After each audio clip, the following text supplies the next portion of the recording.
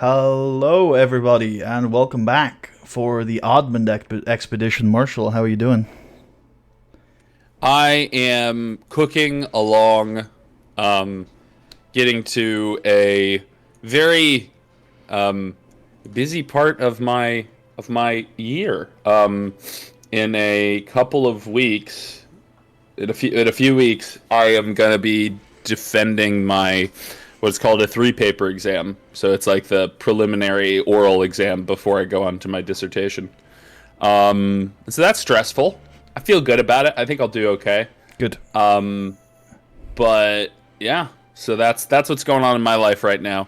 And it's well, sometimes I wish that the oral exam was just on role-playing game rules, because just be even easier then, because I could just crush it out. In fact, I could do an oral exam now on Putty's role-playing game rules. Could you? Well, I don't know. Maybe hit me with a quiz question on your rule set. Let's see if I can get it. I'm trying to think of something niche, but that you would know if you've been playing for a bit. Well, no, this one's easy because I mean, that one's obvious. But can you feed a healing potion to an unconscious person? Do unconscious people want tea, Marshall? You cannot Yeah. feed a healing potion to an unconscious person. You aced it. Easy. Yeah, I got it. Yeah. I do think, based on the way you asked that question, I could have just guessed Yeah, that. yeah. I was thinking as soon as I thought about it, I was like, I mean, there's an all. You would never ask that question if the answer was yes, of course. Yeah, because the default is yes, right? Yeah. Well, I mean, is the default yes? Here, does it even say whether you can give potions to unconscious people in the raw rules? I don't think it's explicitly spelled out. No, I think it's one of those things you leave Yeah. to common sense, and most people say yes. But I say Yeah. no. I encourage everybody to try it out. You know, next time you're at a slumber party, ask one of your friends when you're asleep to try, force feeding you a drink of some sort and see how it turns out for you. There you go. Yeah. I don't really have an opinion on it either way. I do think that probably it's bad to force feed people drinks. I also think if someone's dying, I mean, sometimes you gotta do what you gotta do. Oh yeah, no, it's largely not a sort of consent thing. It's more of like there's a very high likelihood of choking, and I don't want to have to go through the choking rules, Oh, no, yeah. Yeah. No, I see what you mean. Yeah, I think that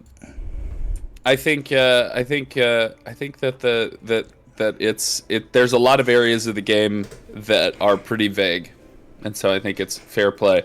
One thing that with potions that I always bothered me is a lot of tables would just assume, I think because it's like a Matt Mercer rule that he uses. I could be wrong about this, but a lot of tables would just assume that you could use a bonus action to drink a potion, especially a healing potion. Yeah, I see that a lot as well. Yeah, and it's definitely not a rule.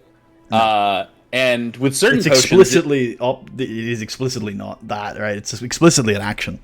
yeah. And with now, I mean, if some people want to do it with a minor healing potion, all right, it's whatever.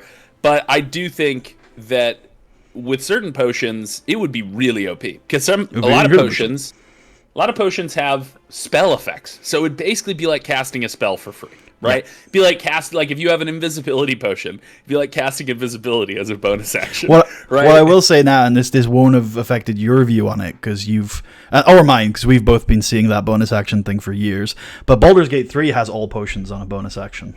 Oh my god. So it's further reinforce that it doesn't camp. Yeah, that reinforces it. That doesn't bother me from the perspective of a video game, because the way I see it is that the developers need to balance it however they see fit. It doesn't, if the game is balanced in a weird way on the video game, it doesn't bother me as much, but that probably is going to make people think that that's the rule. Oh, and 100%. What's also another thing related to that is that in that game, I believe jumping is a bonus action. And is what the hell? The distance, and it also doesn't take up speed. So when super OP. I haven't played the game in about a year, but when I played, one of my meta tactics was playing, because I like my fighters, so like half my party was always a fighter, a high strength fighter, and we could just jump across the battlefield. And it was ridiculous. It was very strange. Half of your party were high strength fighters? I think so. Yeah, my main character was like a high strength pure fighter. Are there that many fighter companions? You can completely change your companion. Also, I didn't play through my first playthrough. I had one companion because all the rest because the game is designed in a way that if you make certain role playing choices, you just like completely miss 7 companions. Which, oh my god! I mean, I wanted consequences, I guess.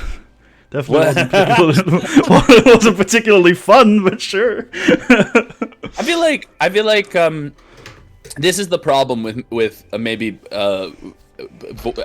having the companions have so much dialogue, because I understand that's a strength of the game, is that the companions have an enormous amount of dialogue. Most of them can be playable. Like most of them are playable. Like you can choose one of them as one of you as your main character. That's really cool. But in Baldur's Gate 1, because there's no voice acting, they have like 1,000 companions. Yes. So no matter what your play style is, you could be no matter how niche your play style is, you could be an evil necromancer dwarf, and there's a team for you out there that is going to be into your plan. And I think... Well, I will say to Baldur's Gate defense is that even if you go down the route that I do, there is a way to get like sort of Pillars of Eternity custom characters. Oh, okay. Yeah, so you can fill your team out mechanically, but it just feels quite hollow in some in some ways. Because they don't say anything. What do you think about it, Bill? And he's just I think that this is a minor spoiler, but I don't think it'll ruin anything. The narrative. I think I've already gotten spoiled minorly by people because everyone just talks about this stuff freely. The justification for these characters is that they're essentially like undead puppets. Yes. So I know they're incredibly soulless intentionally, I think. So. Oh wait, so the custom characters are undead puppets. Okay. Yeah. Because I know that. Well, this is probably a spoiler warning, but I know that the plot thing that unites you with the other companions is that you all have tadpoles, right? You and the main companions all have tadpoles. Yeah. Okay. Yeah. That's actually, I feel like that's not really a spoiler because you could mean that we all have pet tadpoles, right? Yeah. Well. Although now that you've said it like that, it seems like we probably don't. No, but it could mean any number of things. It could mean any. Yeah, I guess I didn't specify what kind of tadpole. Yeah, I mean a frog tadpole. Of course, a crawdad. Speaking of critically acclaimed Dungeons and Dragons, we are here for the Admand expedition. Why don't you tell everyone what that is? Who's acclaimed us critically? Me. I think you're on the Tucker stream. I've given you the award of best Admand expedition player. Oh, thank you. I barely won over Dorian. Yeah, Dorian came a close second. Yes. Last time we got back to the great city of Mirabar. That's right. We had quite a time out in the woods and the wilds and the hills and the dales, and I don't know what dales are. People talk about them, but you're right. People say hill and dale, and I think they're hills. I think they're just more hills, or maybe they're like small valleys. That would make sense. You're going up the hills and then down into the dales and back up to the hills again.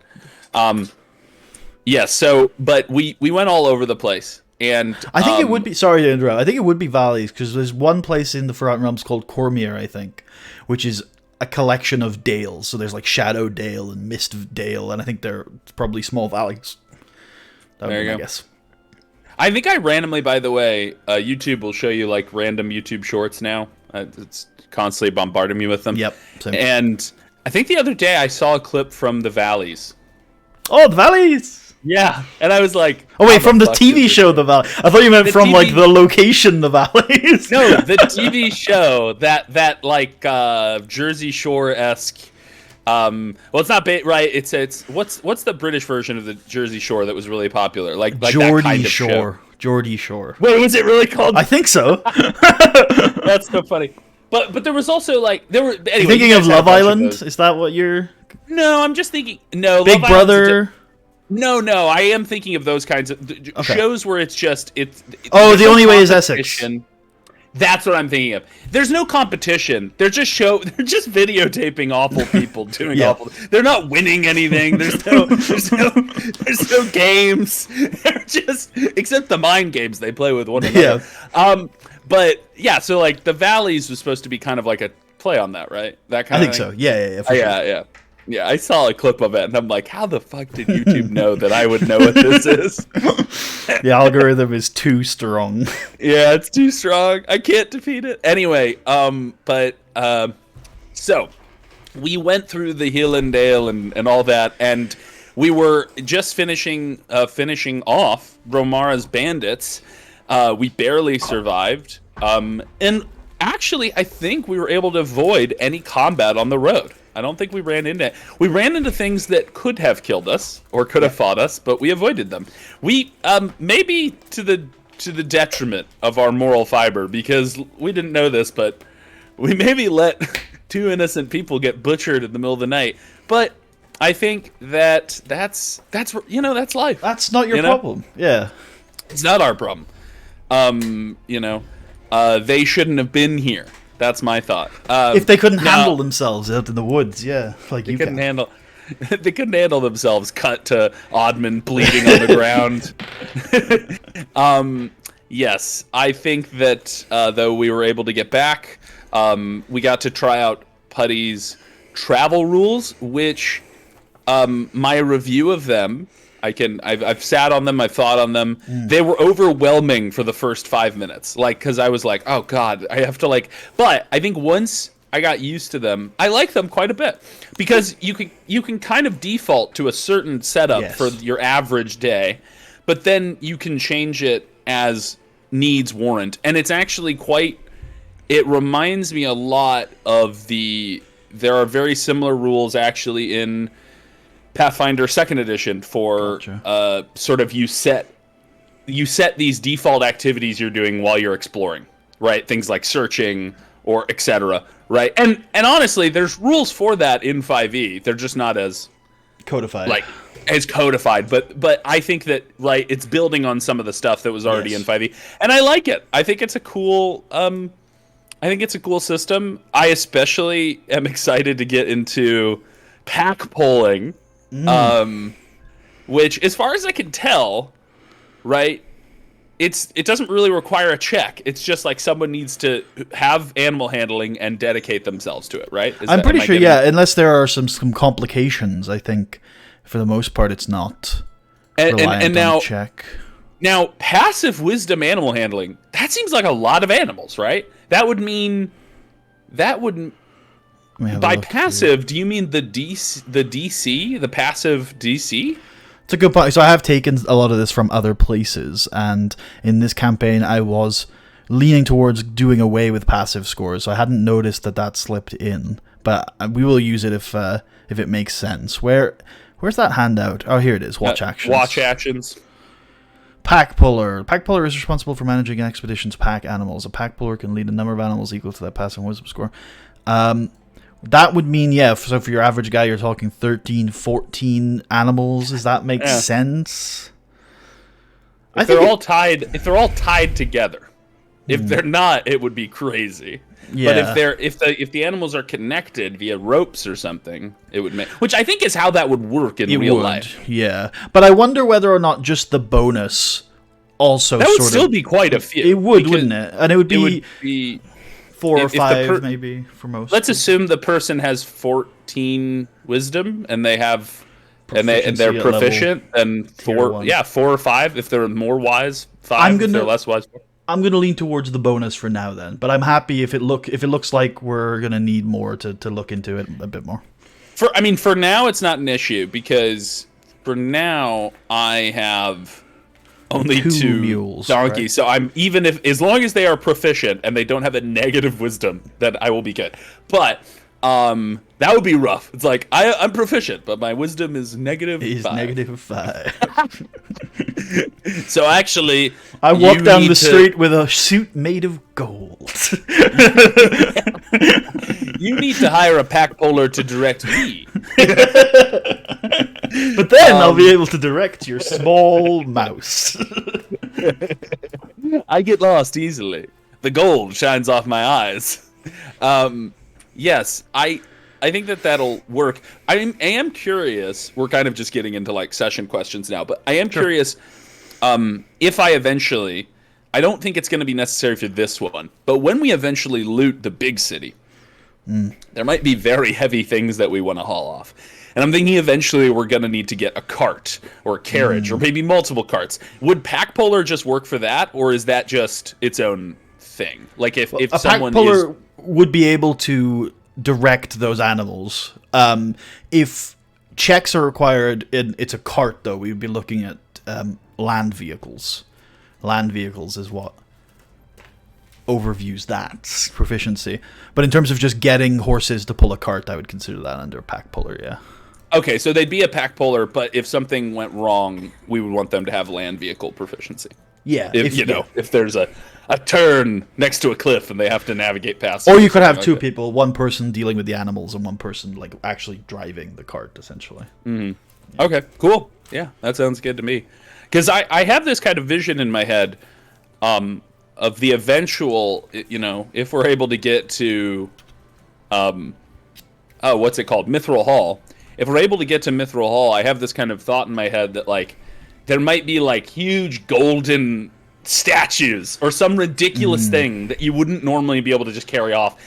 But there's equipment in the game that could, in theory, allow you to do it. There's block and tackles. There's carts. Yeah. There's equipment. You could create a log rolling system to basically do how anyone moves really heavy things in a pre-modern world. And so I'm thinking in my head, like, we can do this. We can do this. It'll be crazy.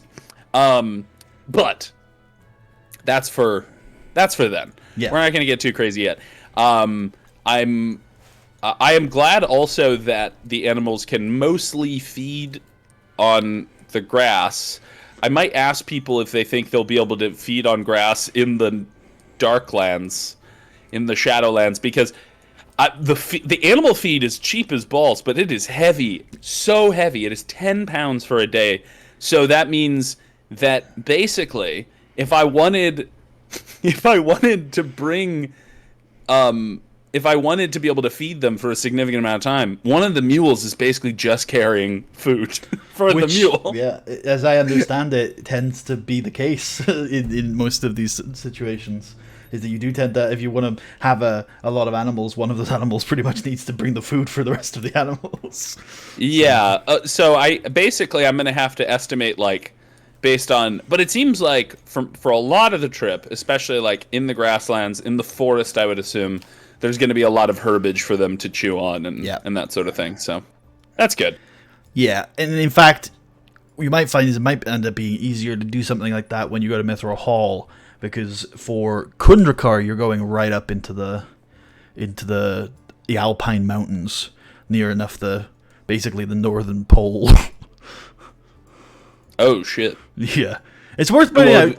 It's worth pointing out that although there are breaks in it, you are in an incredibly cold climate here. It is quite cold.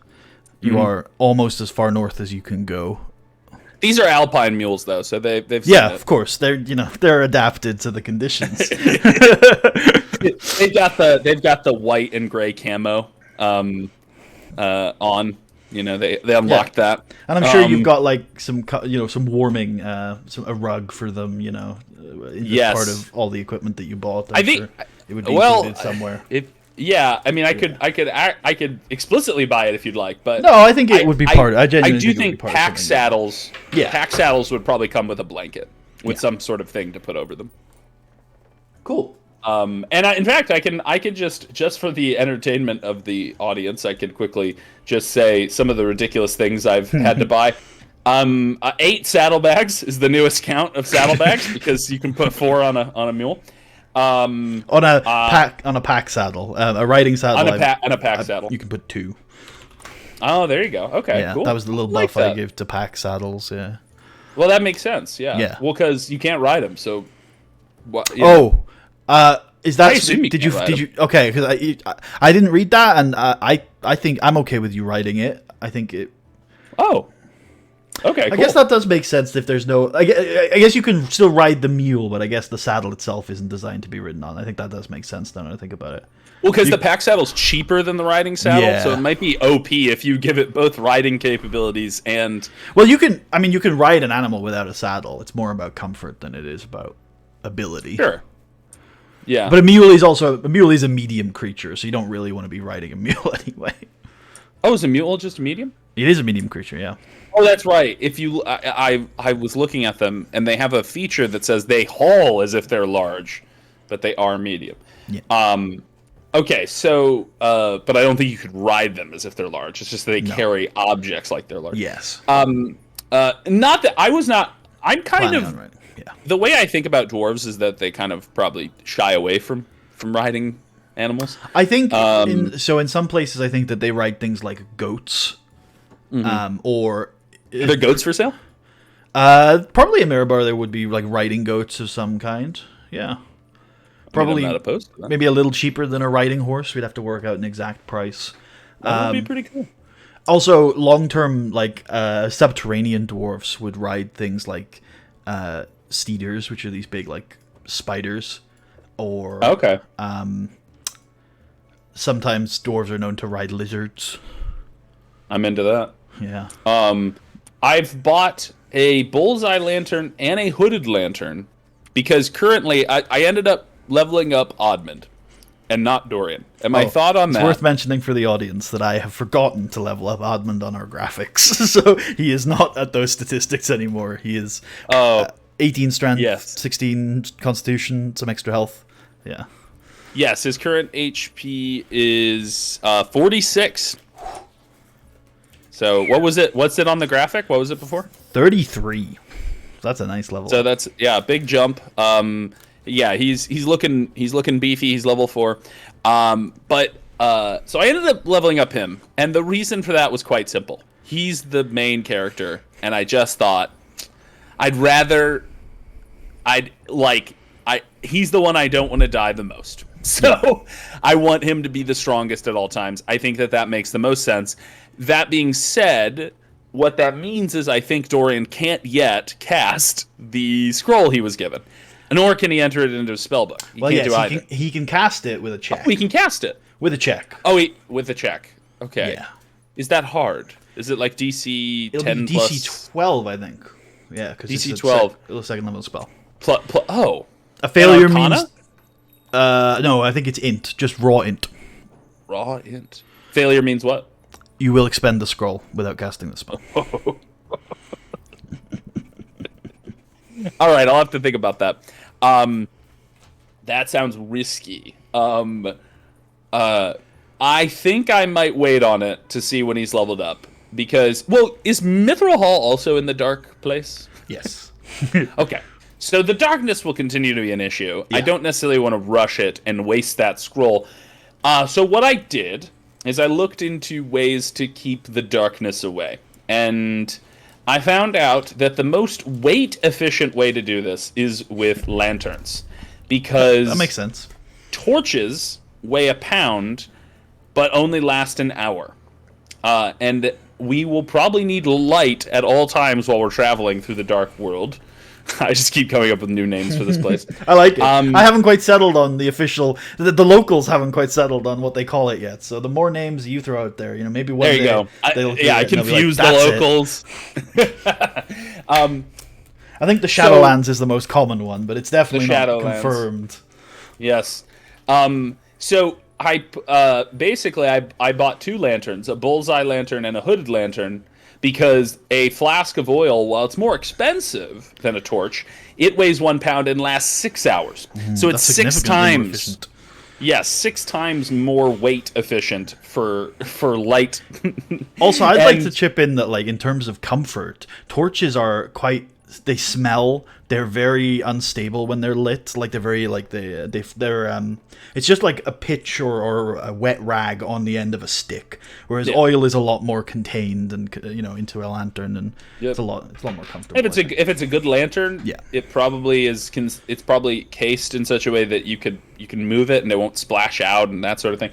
The oil that you would get in Mirabar, I would imagine, is imported blubber oil from Icewind Dale. Ooh, so if we get desperate, we could eat it. Spread it on toast. Put it on toast.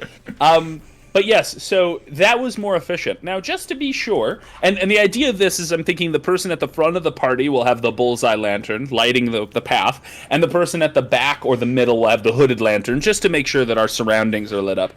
And I have purchased 100 flasks of oil, which is the most amount of anything I've ever bought in this game. But like, I have 2 lanterns. That gives us... Actually, I think your rations will be more, right? Because you did 30 days per person. I feel like that's true. I go up above 100 day per person. It will go up over 100. Do you think that sounds reasonable? 30 days of rations per person. That's assuming that a few rations very safe. Every once in a while are going to be covered by foraging. Yeah. I don't want to run out of food. Yeah. You don't want to do that, no. Water? I guess, did you get any water? But I think if you We all have canteens. Okay. My question is, water's not... I guess the option would be I could purchase barrels and fill them with water and carry around that. I haven't done that yet. I don't know if I should leave that for a second because that might come up later. But something to keep in mind. What I will warn you is that these northern forests, you think there'll be water everywhere, but paladins have been known to drink their own piss in these forests. Just to put it out there. Interesting. Yeah, that's a story that goes around. But that's survival. True. True. That's Bear Grylls, right? Yeah. Nazim Grills, as we call him in this universe. Oh, nice. Well, yeah. I don't know. Well, shit. Now I feel like I should purchase several. No. Let's see how it goes. But we'll have a chance to confirm before you head off. So I've got 3 action points for today. Let me know if there's anything I've missed or where you want to start. I've got looking for the pack puller, so that's following up on Kratz's lead. Talking to Billy, and then you wanted to maybe try and find this, or not find this, but get to speak to this Proctor guy. Yes. Let's start with Billy, because that's the easy one. Great. So I've done some thinking, and I think Billy is a farmhand, right? That probably makes the most sense as a laborer. Yeah, that makes sense. I basically wanted someone who is all-purpose, like would be comfortable and capable of doing things like lighting fires, cleaning the camp, basic tasks that need to be done while we're sort of adventuring, that sort of thing. So if he is a farmhand, that probably means he normally lives these days out in Valamir, because that's where the farmland is in this region. And I was just wondering how you met Billy. It's a great question. Billy's just a guy. Yep. And I met him playing poker. No. No. I am gonna say in my original write-up for him, I don't think I was very specific. So I will say that I met Billy. Perhaps I'm. How old did I say Billy is? I think I wrote that down. You did. I can double check. Yeah, it's not in his bio on Roll20, but it's in your original document. In the orig doc.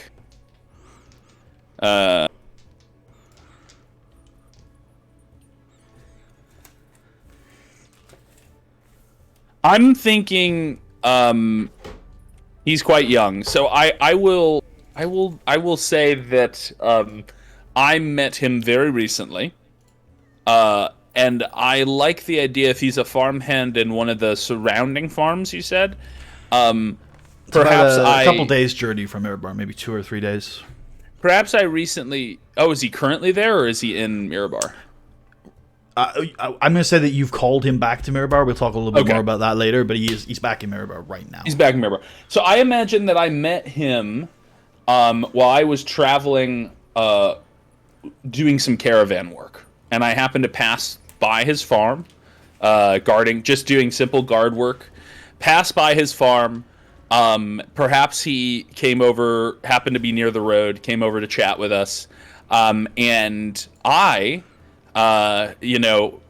heard him mention something like, "Oh man, I sure would like to be able to, make some good money like you guys did, like you guys do." And maybe I said to him like, "Oh, maybe we can talk sometime. I'm thinking of putting something together." And so it was just something simple like that. And then perhaps months later, I came to visit his farm, had a meal with him, sat down, and ran him through the idea I have, and told him that I would need sturdy individuals to help carry torches and equipment and things like that on the journey. All right. Yeah, that checks out for me. And so you've called him. You maybe sent out a messenger over this long rest to say, "Hey, Billy, we need you to come into the city," something like that. Exactly.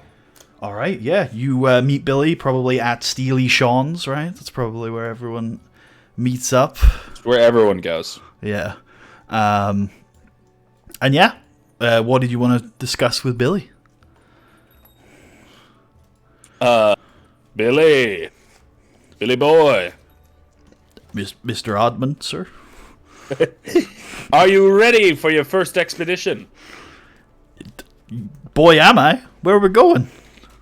We're going north to the old hall, not that old actually, to the recently empty hall of Kundrakar. It was a hall built by a dwarf named Durgadin the Vengeful. Have you ever heard of him? No, sir. Well, it shall surely have our... Uh-oh. You cut out for a bit there. The last thing we heard was, "It will surely have." It will surely have great riches and wealth and such. One of our backers, Dagnall Silverbeard. Oh no. Our connection is usually way better than this. Oh no. Oh no. Oh, I'm gonna no. try switching the Discord location. I hope maybe it's that. Where am I? Am I back? Can you hear me? Yes. I put us on the US East Coast, so maybe that'll help. Maybe that'll help. So I was saying that perhaps you've heard of one Dagnall Silverbeard. No, sir. Damn it. Well, anyway, he's a wealthy dwarf in the city, and he wishes us to test our metal against a smaller target before we go to Mithril Hall. So Kundrakar is it's a keep, it's a fortress, but not quite a city, not quite a great place. Yes. And as such, we will be testing our metal there. There will no doubt be great riches, and if we can prove ourselves here, then Mr. Dagnall will be able to provide us with all the funding we would need for a larger expedition. Billy says, "Is it going to be dangerous?" Wildly. No. Well, of course, Billy, it's going to be a little bit dangerous, but you won't be in the front lines. I'll do my best to keep you safe, but I won't lie to you. Whenever you leave your home in this country, you take on a degree of danger. Why, just a few days ago, we found 2 strangers murdered in the night on the road. Whoa. I have been hearing whispers out in Valamir that the roads aren't as safe as they used to be, you know. Yes, no, they're not. But, Billy, this is how you grow up. This is how you become a man. This is how you stake a claim for yourself.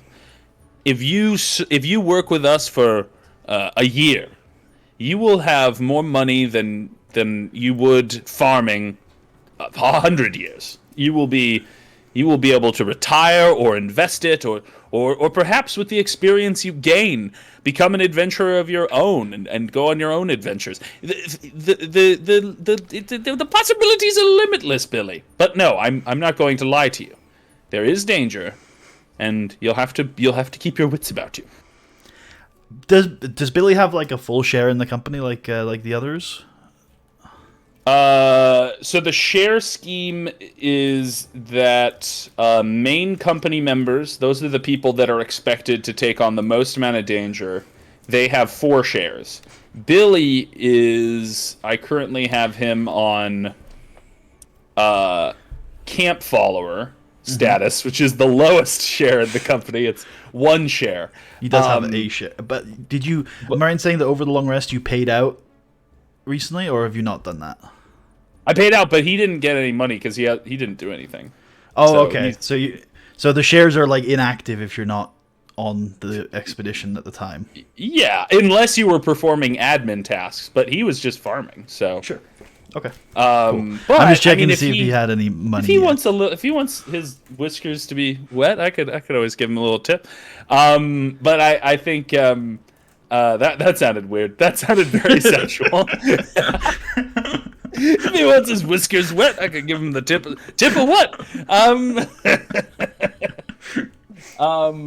But yes, I currently have him on admin and camp follower. But if he would like, he could join the side company, which would mean he would go into the dungeons with us to do things like carry my equipment or carry a torch or a lantern, but he would not be expected to directly fight, but obviously it's more dangerous then, and he would get 2 shares in that case, double the money. So maybe I'd leave that up to him, what he would want to do. Because he can make more money if he takes on a little more danger. He would do that. He'd do that? Yeah. If he was, right, you said, he would re-emphasize the not expected to fight part, but he'd go to dangerous places and do hard work. And in fact, he's expected to stay out of the fighting if he can. Now, that doesn't mean, I will say, I don't know if I'd keep him in that position for long if he ran literally all the way out of the dungeon every time he heard a battle, because he'll only be useful. He needs to still be there, but he is expected to take care of himself, avoid getting hurt. Getting in trouble. And if he did perform valorously, then he would always be expected to be paid maybe a bonus if he did do something courageous, but he wouldn't be expected to. So if he wanted to do that, that would be kind of the idea. He would be, for example, Admand cannot carry his backpack without being encumbered. So Billy could just carry his backpack while in the dungeon so that Admand has his equipment. Or Billy, literally it could be like a squire. Billy could carry extra weapons for Admand that he could quickly grab from him. This is genuinely would be useful for me given the way your rules work. If you can get a guy with additional actions, he could feed you potions, like you could reload your crossbow. Like there's so many things. Oh shit! Yeah, there's a lot of think of that. Ways you can outsource actions. If he'd be willing to do stuff like that, but as long as he's not expected to actually run up to someone and stab them, he's not. And I think it would even be reasonable. While I don't want him to be extremely cowardly, I do think it's reasonable that if an enemy starts coming towards him, he should be able to run, and we won't chide him for that. Yeah. So I think... and maybe if he gets experience and he ends up getting expert levels, he'll be even pretty good at that, at running away from combat and danger. Yeah. I love the way you said that. Maybe one day you could maybe be an expert coward. That'll be his class name, what was it, Huntsman, and I think I just called her Thief, and then Coward. Yep. 3rd level Coward. All right. Okay, I've moved Billy into side company then, and I've given him 2 shares in the company. Billy is absolutely beside himself that he has been in the, he's been in the city for a day and he's already got a promotion. He's delighted. He's gonna write home to his. Actually, he's certainly not literate, so he's gonna ask a courier to tell his mother and father about it. Nice. All right. His mother and father is like, this sounds like a bad idea. I told you I want to go on an adventure. All right. You good with Billy? I'm going with Billy. All right. Then what do you want to do next? We've got go meet Kratz's friend or try and speak with this wizard. I think let's do Kratz's friend next. I think the wizard's the hardest of the 3 goals. So I find Kratz and I say, Kratz, who's this friend of yours that can pull packs for us? He tells you that he has an old friend called Faldor, who lives on a ranch about 6 hours away out of the city.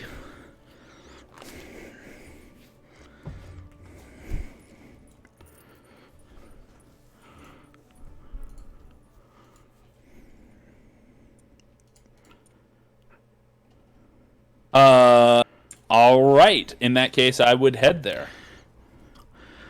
Okay, cool. With him, obviously.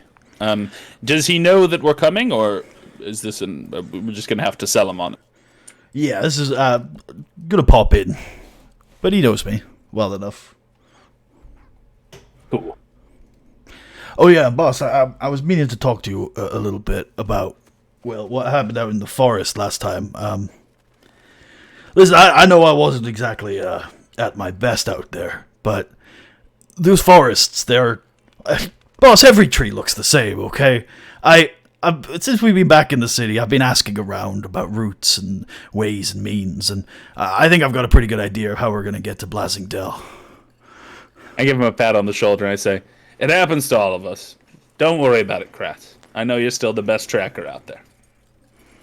He nods content. In his head, he's not certain anymore. But he's like, I mean, Dorian was pretty fucking good at it. Dorian's good at everything. Why do you always bring up Dorian? You love Dorian so much, just make him your tracker. Why don't you just adopt him as your son? All right, but yeah, we'll head to meet with Faldor. Excellent. You head off a couple of hours into the countryside to the east, and eventually you crest over a hill on a very, very small country trail, and you can see out in the farmland in front of you, it's grazing land, it's not tilled, are a group of sheep being herded by a smaller group of dogs, and behind those dogs is a kind of medium-sized horse, and lazily lying on the back of that horse, smoking a pipe, is a halfling. And Kratz calls out, "Hey, Faldor! Faldor!" And finally gets the halfling's attention, who yawns, and slowly gets off this horse that's far too big for him, and kind of looks over.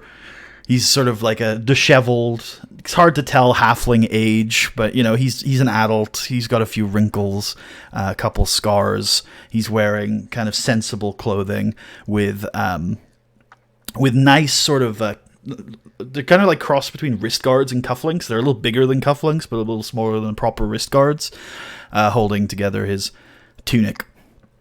And he comes over to the fence and kind of leans on it and says, "Oh, Kratz. Good to see you. Who might this be?" I don't have a hat. I'm Admand.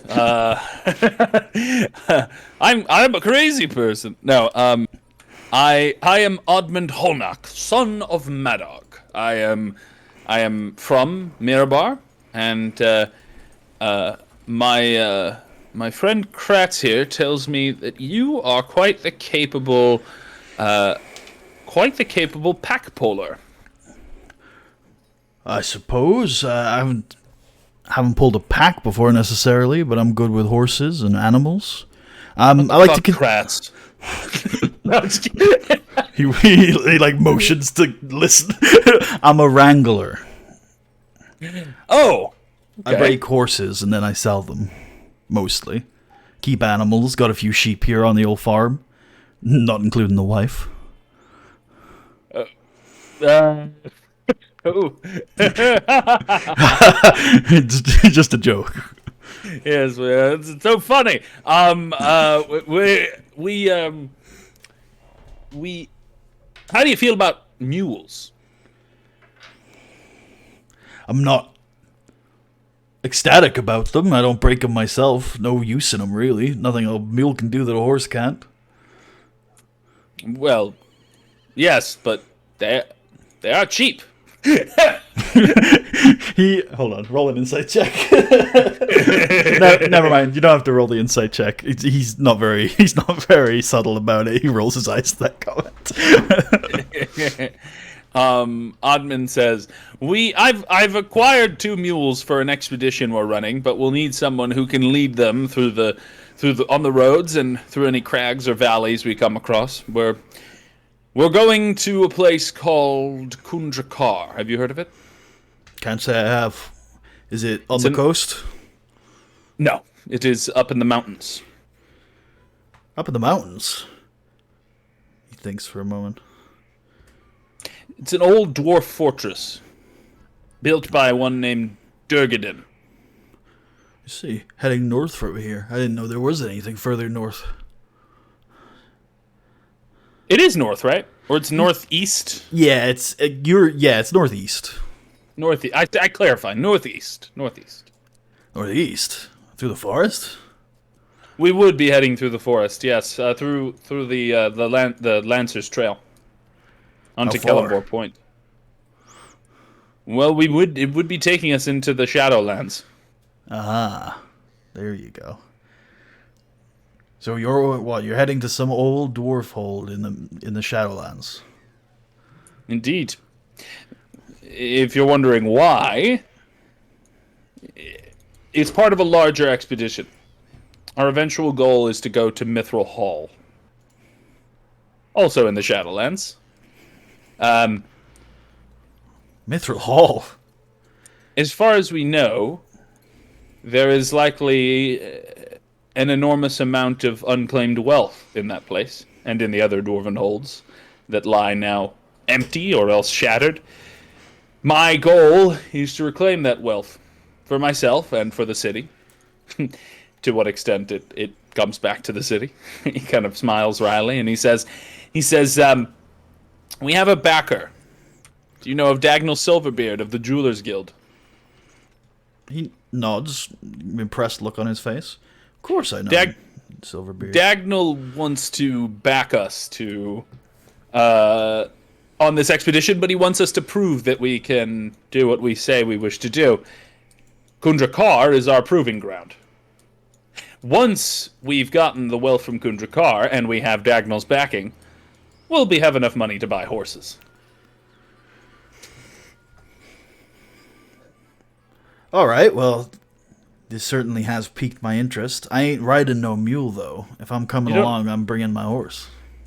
Oh, that's fine. I didn't expect you to ride a mule. In fact, literally, the mules have to carry our equipment, so don't get on the mule.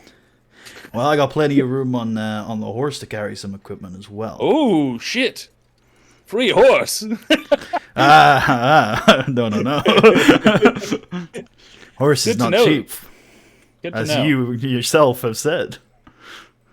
That's interesting that you ride. Can small creatures ride horses? Maybe you're gonna find out. Yeah. So I say, well, that is fine by me. Yes. You can certainly bring your own horse and ride him. The rest of us will be on foot. But yes, if you can lead your horse and the mules we've hired, that would be, as well as make sure they get fed, make sure they have they have grazing room, and keep an eye on them while we're camping. That would be all you'd be expected to do, and you'd receive a share of the profits of the expedition. He thinks for a moment and he says, "Yeah, that should be fine. Mules are easy. They don't have the energy to cause trouble or the sense to complain." And he thinks for a moment about your offer. He points at Kratz. How much of a share is he getting? Kratz? Kratz gets 4 shares. Well, then I want 8. 4 for me and 4 for the horse.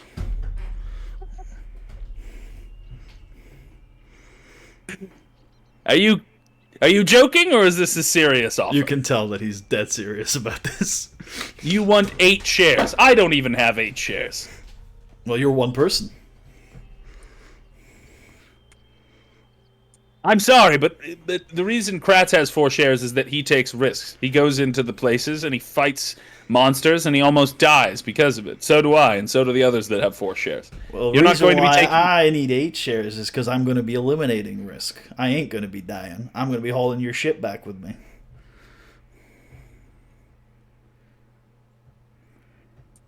What? Admand gets confused by that. Do you mean you're going to steal our shit when we die? No, I'm going to make sure your stuff gets back safe and sound. That's my job, ain't it? I mean, 8 shares is just... That's insane. That's so much money. That would be like a fourth of all treasure that we get from the expedition.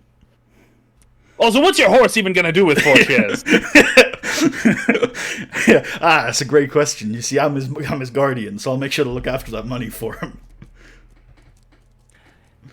I mean, what does Kratz make of this? Kratz has got a look on his face like this asshole. This is what he's like. He's trying not to portray too much emotion in this conversation and let you take the lead.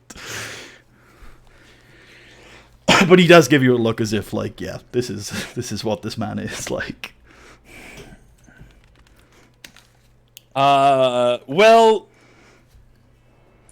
I mean, shit fire. No, 8 shares is an absurd amount of money if you're not taking on the risk of a main company adventure. You're right. The horse isn't taking on that much risk. 4 shares for me and 2 for the horse. He get.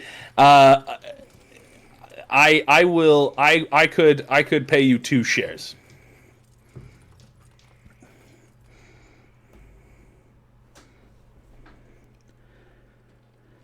You know, I got a good thing going on here. You know, a lot of a lot of rich clients, some of the best horses around, good reputation, a good name, a wife and a kids, a ranch to look after. How much do you make in a year? That's a good question. 6 copper. No. 12 silver. No. Let's have a look here.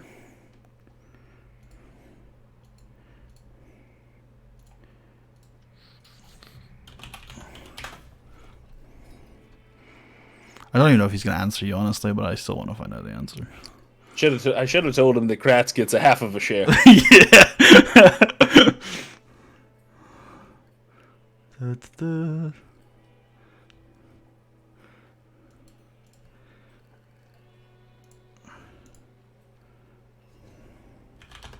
That seems reasonable.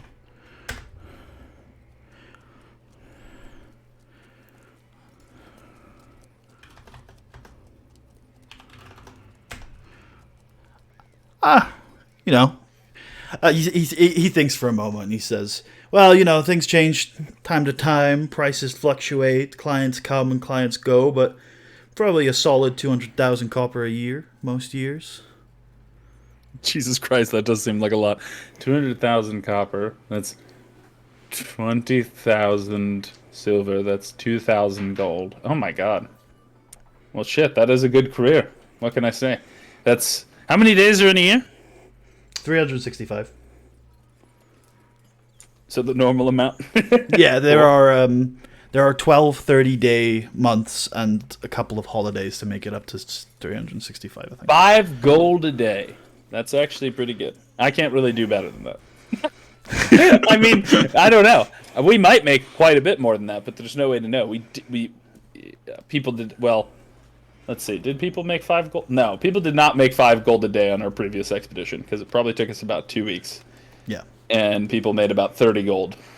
That wasn't necessarily the type of expedition you're expecting to have, to be fair. No, we're hoping to make a lot more money on this. Yeah. Let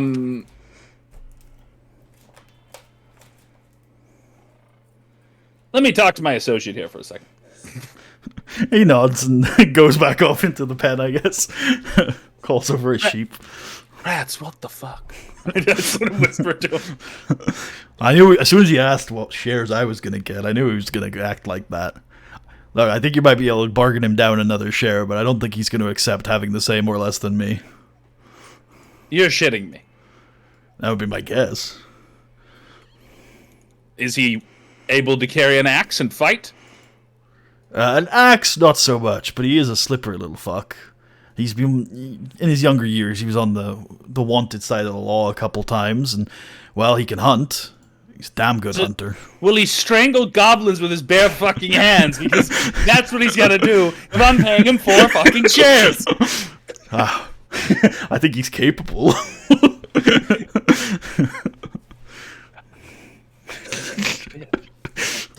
Expensive little bitch. He keep us fed too, I suppose. He keeps us fed? Well, he's a great hunter. Aren't you the hunter? Yeah, but you've got me navigating. And he pulls out like a binder, and I have all this research I've done trying to get to Blassingdale. I've got 4 maps, Admand. 4 maps. None of them are from this century. That's so funny. Also, you know, it takes a team to keep a team fed. And more than that, I might be a hunter, but when it comes to cutting up an animal carcass, nobody does it better than Faldor. That's fine and all, but rations are cheaper than he's going to be. Well, that's true, but you have to carry rations. Which he's going to help with.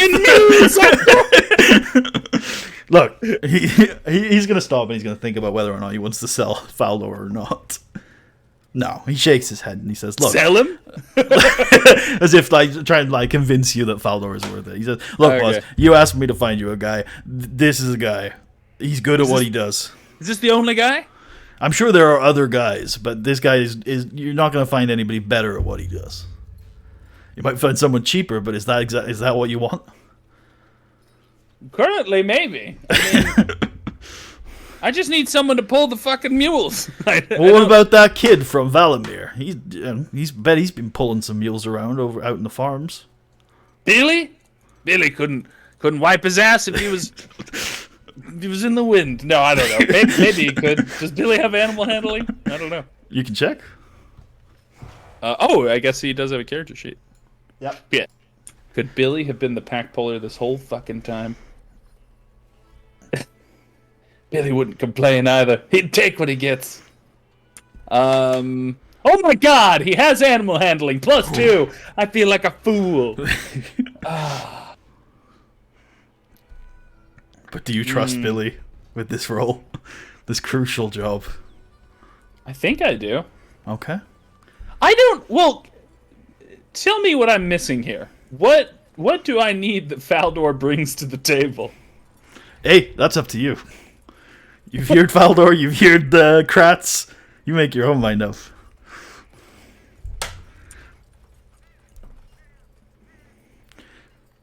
Could be in a year's time, you'll be looking back, thanking God you saved those 5 shares.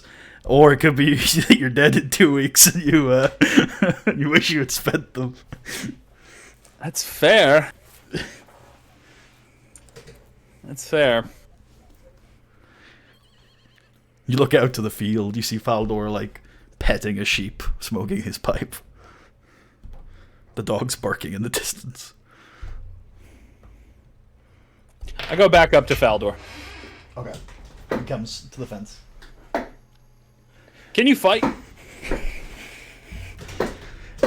He pauses and kind of like tilts his head, says, I can hunt.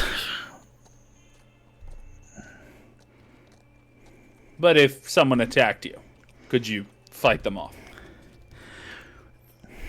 I could. My first instinct would be to skedaddle. And leave the horses? Oh no, if there were horses there, that's a valuable asset. But my life is worth more. So, I suppose it would depend on the situation. If you were to attack me right now, I would defend myself. My wife and kids are back there. Let's see how you do. Let's see how good you are. Roll a perception check. Roll a perception check, okay. Yeah. Because I've got an idea of what I want to ask. Okay. Whoa! I just had a major sneeze. Oh, I thought the Roll20 wasn't showing up on the recording then, but I just realized we haven't rolled any dice today, as is typical us. 11's not bad. He's got some sort of weapon underneath his cloak that you can tell. I say, look, I understand that you put a high price on your services, and I get that. But at the same time, this is an expedition in its early phases, and I can't afford to whittle away all of our cash on you. I would be willing to offer you 4 shares, but you'd be expected to, obviously, in addition to polling the animals, help with hunting, and while I don't expect you to fight in the dungeon, if we get attacked on the road by wild beasts, I expect you to join us and fight them off. Or if we get attacked on the road by anything, I expect you to help us fight them off and protect our camp. In other words, what I'm offering him is, I'd expect, if I'm paying him 4 shares, I want him to fight in overland random encounters. Because I think that that's maybe a good compromise. I don't know what he thinks, but... He thinks it over, and he seems quite receptive to that offer. And then he turns to Kratz, and he says, "You get a signing bonus?" He says, "No. I want a signing bonus, and then I'll take 4 shares." This guy is such a dick. I fucking hate him. All right, Kratz, hand him your money. No. I want 30 gold. 30 gold? You are shitting me, man. That's a bad month's pay. It'll make up for me being away from the ranch for at least a month. I mean, I literally can't pay him 30 gold. Not out of the party fund. I might have to bleed every last gold I have. I fucking hate him. If he's not worth the money, I'm going to murder him and ransom his family to slavers. I mean...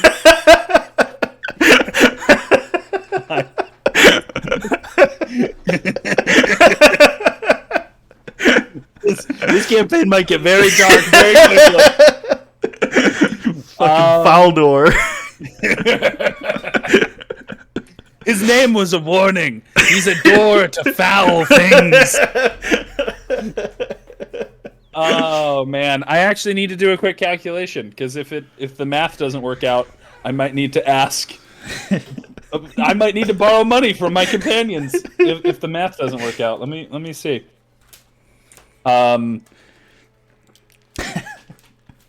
This is okay. Wait.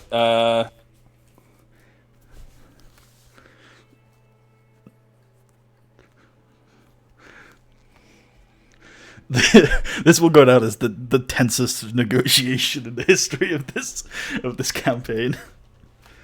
It will.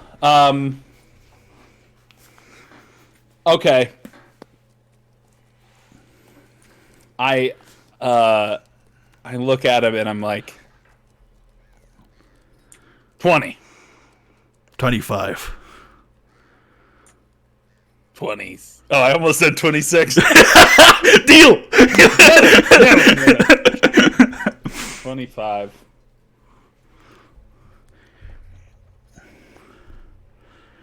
And I'll throw in my barrel. What? Is this the barrel he's sitting on? Sure, yeah. I'll put the barrel on the horse. I'll fill it up before we go. Fill it up with what? Water. Oh, or okay. wine. Up to you. What do you... Water sounds more important. Water's definitely better, yeah. But I don't know. I've traveled with people who would prefer wine. All right, I shake his hand. You got a deal. He shakes your hand. Actually, he spits in his hand before he shakes. That's the kind of guy he is. All right. I have no doubt that that's the kind of man Faldor is. I'm going to need a day to get ready. All right. You might need... Yeah, that's probably fine, depending on where we are in the downtime. Meet you in the city tomorrow?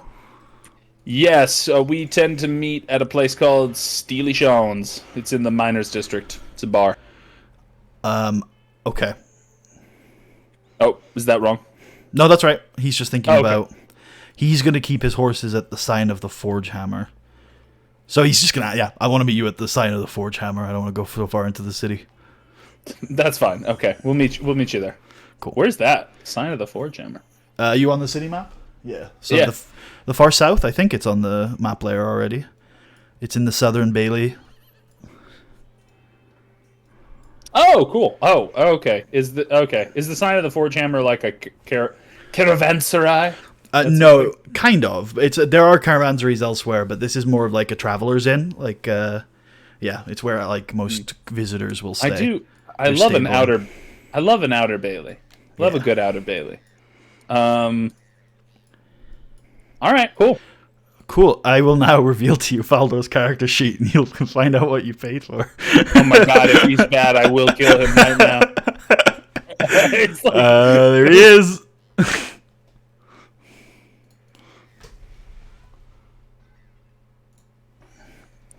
all right. Animal handling 6. Yeah. That's good. Yeah. That's good. Helpful. Cunning action. Born to the saddle. Oh, that's fun. All right. He's armed. Oh, he's proficient. Okay. He's good. He can do what he said he did. All right. He's good. He does not have a lot of HP, but that's okay. No, he's a small man. He's a small man. But we could always keep him on horse, and he could just shoot arrows from horseback or something. He has like a that. short bow. Yeah. So Yeah. it's not a composite bow, but you know, maybe you can. A halfling should be able to shoot it. It's a halfling bow. A halfling bow. Or I could have him do ride bys because he has cunning action. Yeah. So he could ride on horse, attack someone, disengage, run off. The horse Which would it- take an attack of opportunity, though, I think. Oh shit. But yeah, but he wouldn't. Well that's. oh, I guess not good, I can also show you Faldor's horse because you've now got access to that as well. though. The horse is being forced to move, so it's forced movement rules. No, I'm just kidding. Let's see. Faldor's horse. So, Yeah. what are you showing me? The horse? Oh, okay. Yeah. Here's Faldor's horse. This better be a good goddamn horse. No, I'm just kidding. I don't care as much about the horse. Let's see. Edit sheet directly. Oh, cool. Okay. Very good. He's a third level horse. Wait, really? Yeah. It just says he's level 1. What? Actually, the character sheet is just blank for me, I'm realizing. Oh, you might want to reopen it then. Let's see. Oh. Okay, now it's working. Okay, you can now see his class and level and his background. Yes, 3rd level horse. Nice. Oh, wow, he's a strong horse. Yeah, he's just a regular old draft horse. Good. Okay, cool. Yeah, so and then you if you could actually between now and next session, if you could create Mules. 2 character sheets for the mules, Yep. we could. Does Saldor's horse have a name? We could name all the animals. You feel free. I'm open. Maybe give him a name that Faldor would give the horse, considering how well you know him now.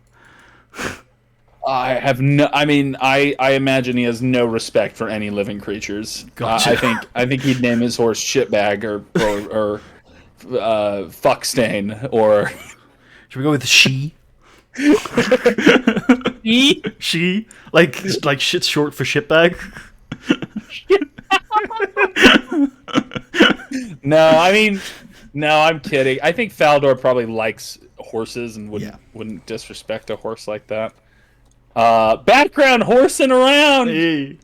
Hey, back in the 90s. We are currently in the 90s, the 1490s. Oh shit. Yeah. Is this a famous TV show? We might be in a few years' time. Actually, in honor, let's name the horse Bojack. Excellent. Love it.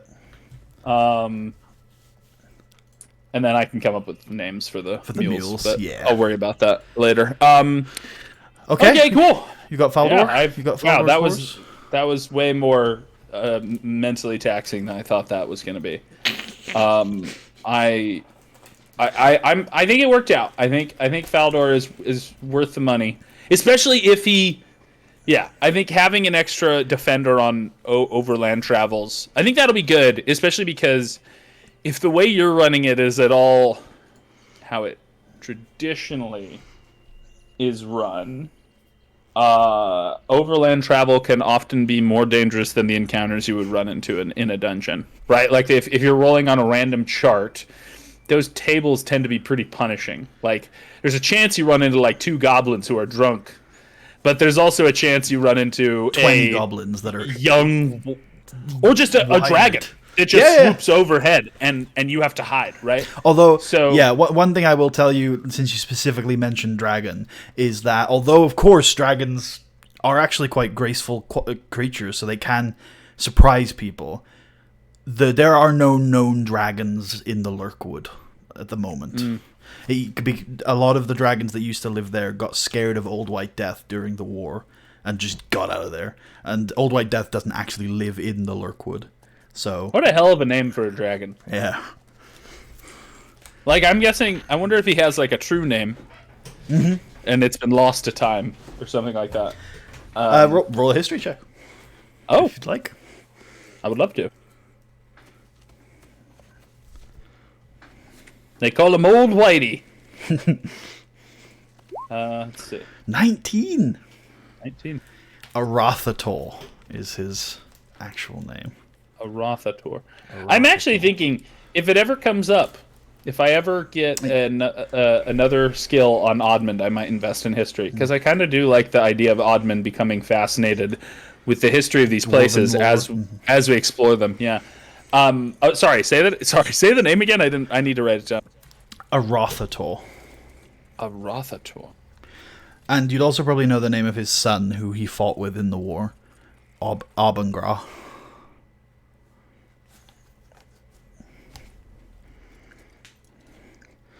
Abengra. Some people called him Young White Death, but that's significantly less people than the people who called Old White Death Old White Death. It was a very niche nickname. Yeah, they probably just called the son, oh God. Yeah. I mean, saying though that, I think also with the 19th history, you know, that most of the recent stories about these dragons come from the sack of Nesme, which is a city south of Mithril Hall on the edge of a marshland. And it was the first city to fall during the war, and it fell mostly because those dragons came and just wreaked havoc. Yeah, that's brutal. And Old White Death, is he the one that destroyed Mithril Hall itself? He's the one that broke it open. Broke it. Yeah, he broke open the front gate. He brittleized the metal gate or something. He made it brittle. Yeah. There's surely a scientific word for that, but I don't know what it would be. Brittleized. Weakened? Yeah, weakened sounds. That works. But yeah, I kind of like that idea, because I do know that's what happens. Like, I've seen videos of people, they'll like take steel and they'll put it in liquid nitrogen, and then you could just tap it with a hammer and it shatters into pieces. I came up with the idea, and then I was wondering whether it was whereas it actually would work, and I looked it up, and I think it would. Yeah, that if you had this massively cold force, it would make it brittle, like you say. Then you'd need another massive thing, but presumably they could have like a giant battering ram, right? Like the one. Have you seen Lord of the Rings? I assume. No. What? I know. I keep meaning to. Surely this is something I used to be offended by. I'm sure. I keep meaning to. It's just a matter of it's never on a convenient streaming service. Oh, okay. Yeah. These days it's on Max, which I'm not even sure if that's available in. Is that the HBO Max? HBO, yeah. Yeah, no, I think it all comes through Sky Atlantic here. Oh, okay. Yeah, there you go. HBO stuff, because that's what I watch. One of these days, you know what you could see it at is a library. Just go to a local library. A DVD stuff. I don't know if they do this in Britain, but at most libriaries in the United States, libraries stock DVDs of movies and TV shows, and you can check them out for free. So just something to keep in mind. Yeah. I wanna read it. I've got the audiobook soon, I think. I'm gonna do that. Actually, libraries are gonna be more important going forward for me in that regard, because video rental stores are gone. And you would think you wouldn't need them anymore, but these streaming services now will just randomly take a show off, and now the show is gone. It's not anywhere. It's not streaming anywhere. There was this show that Danny DeVito was in called Little Demon, and I was really wanting to watch it, and it was taken off 8 months after it aired. God damn! Like, it's just gone. Yeah, it's just gone. You have to buy it. You now have to pay like what, $30 for a season or something like that. Which Jesus. I'm not. That's ridiculous. Yeah, I'm not doing that. Anyway, so back to what we were talking about. Yes, so the reason I brought up Lord of the Rings is that there's a giant battering ram in the third movie. But anyway, one of these days you'll find out. Yeah, I will.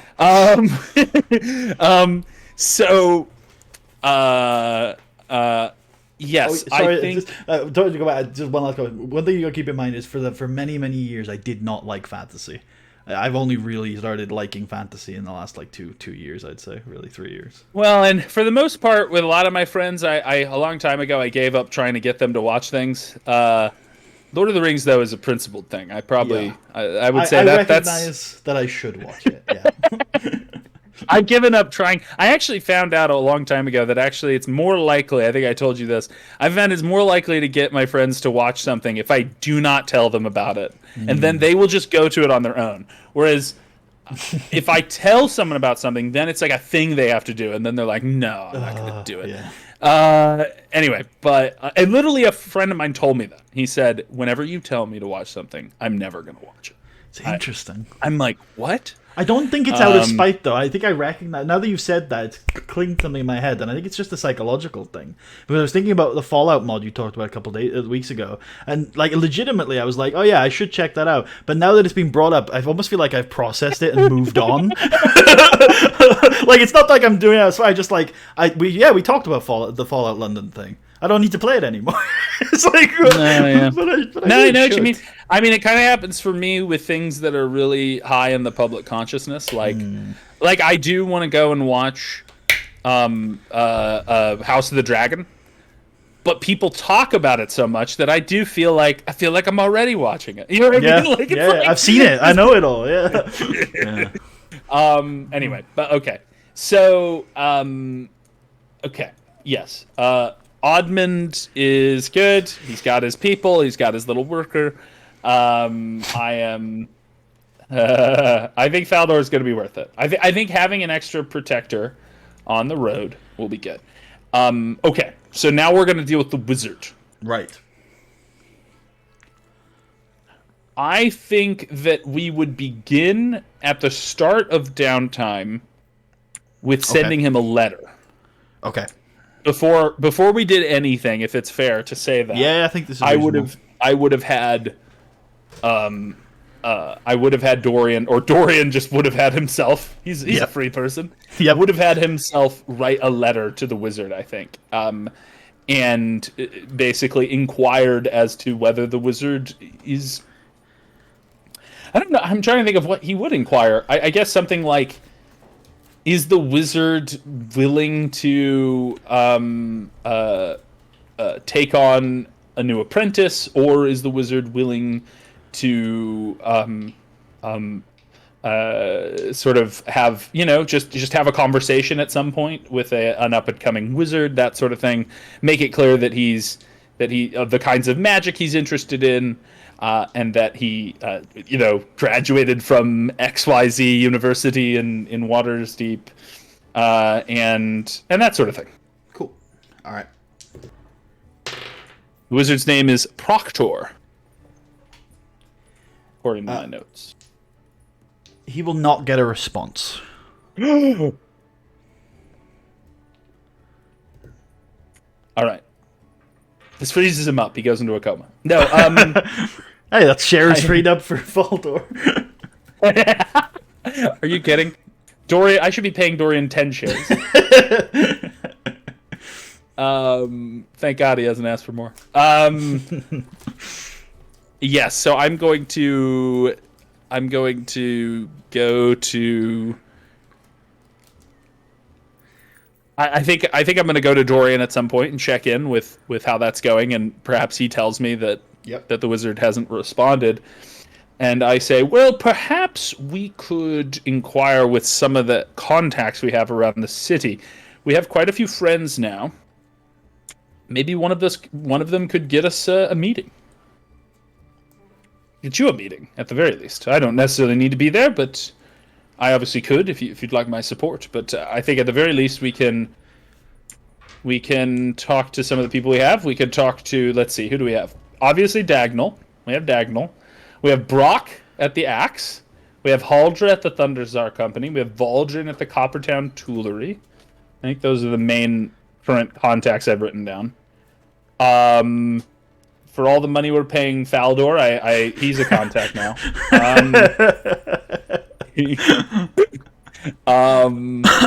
Let's see. I think that maybe a good place to start would just be to start with Dagnall as kind of a baseline and ask him for advice if he knows anything about the wizard.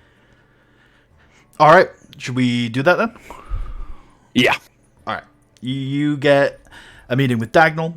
Jaggy. No. Admand. And yeah, so what are you asking Dagnall exactly? Dagnall, my compatriot Dorian here. You met him the other day. He's actually interested. One of the things he's interested in doing here in Mirabar, in expanding his magical knowledge, which will no doubt benefit the expedition, is he's interested in meeting with the local wizard Proctor. Do you know of him? Yes, the name does ring a bell. He looks through a few of his papers and leaves the room for a few minutes, then comes back and says, Yes, I thought I did. This Proctor, I have business with him. He requires specific gemstones on time to time for his research, and occasionally I sell them to him. Through an employee of mine, a man called Storvik. Storvik? Do you think you might be able to get us, or maybe through Storvik, get Dorian a meeting with Proctor?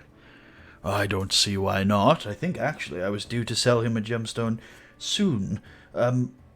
Why don't you head down and speak to Storvik? Mention my name. Where is Storvik at the Jewelers Guild?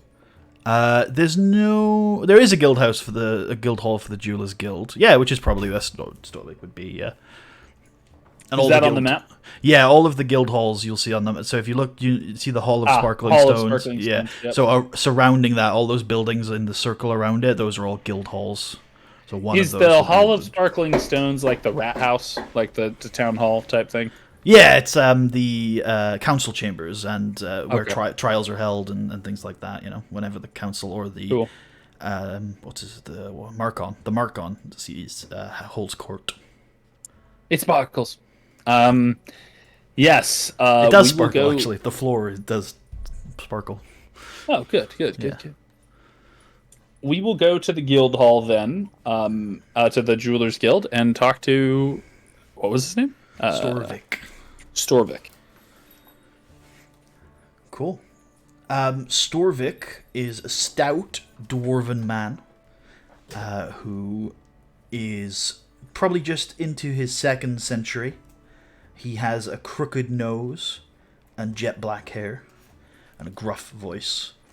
He greets you, and as you discuss the situation with him, he expresses... You can see a sort of stern expression on his face, and he says, Proctor missed our last meeting, actually. I was due to meet with him tomorrow. Again, it was on the schedule anyway. You can accompany me if you wish. We would love to. We will be meeting in...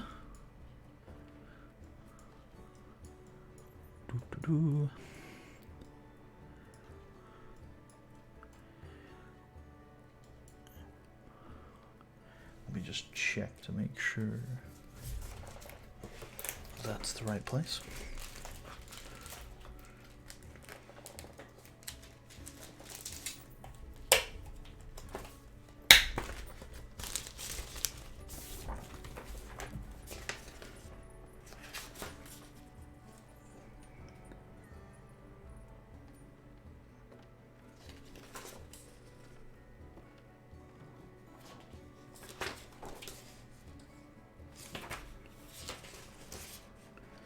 got to be here somewhere.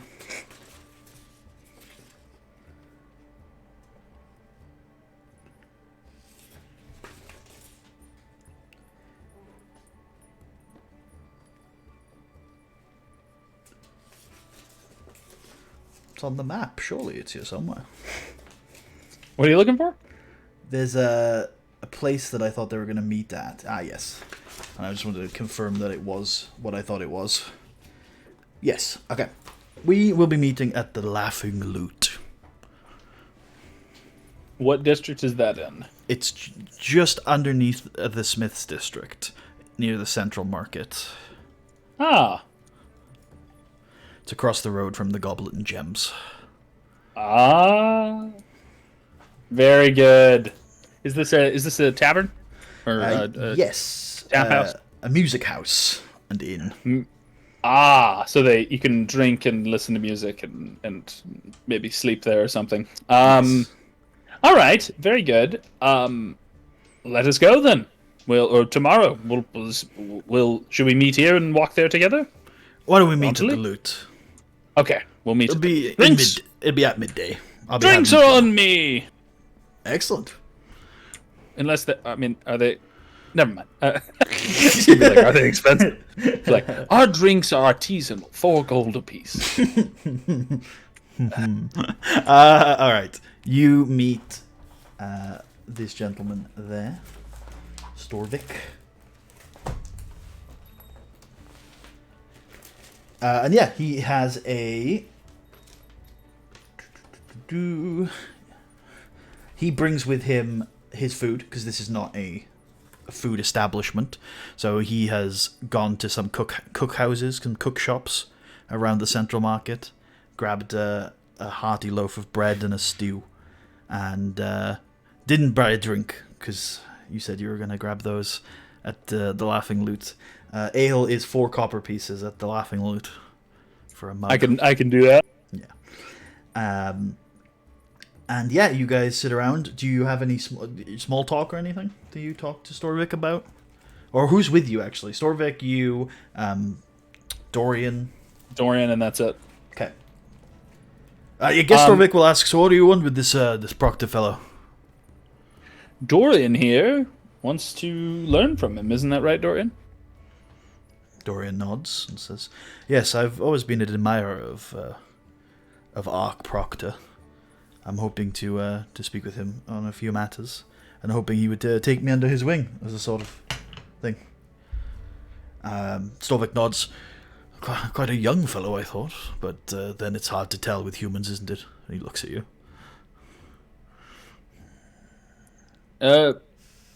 Proctor is young? I thought he seemed quite young when I met him. Is he a human then? Perhaps he's an elf. Oh, perhaps he is, yes. He was fine looking enough. Supposedly he Dorian, you said that he was respected as a lecturer at the university where you went, right? That's right, yes, he visited from time to time. He was there for most of the period I was. Well, however old he is, he's apparently well known, so he must be good at his stuff. Humans do get good at things so quickly, don't they?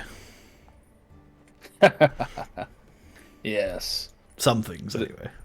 But at least they know their value, unlike halflings. What's that supposed to mean? I don't ask. I've become a racist. It happens. Bad experience with a halfling. Yep. just takes one, and then then boom, Bob's your uncle. You're a racist. I've seen it happen to the best of us. A little bit of radical misinformation, and just takes one long haggling session, and next thing you know, you're like, I don't know about halflings. Next thing you know, you stood on a box in the middle of the Central Market, spewing nonsense. I also resent horses now, but that's besides the point. I've never quite got on with horses myself. They scare me. Right? They've got that vacant look in their eyes, and even though they look docile enough, they have enough power to kill a dwarf if you stand behind one at the wrong time. They look at you and you think they'd eat me if they wanted to. If they could. Yes. But I won't let them.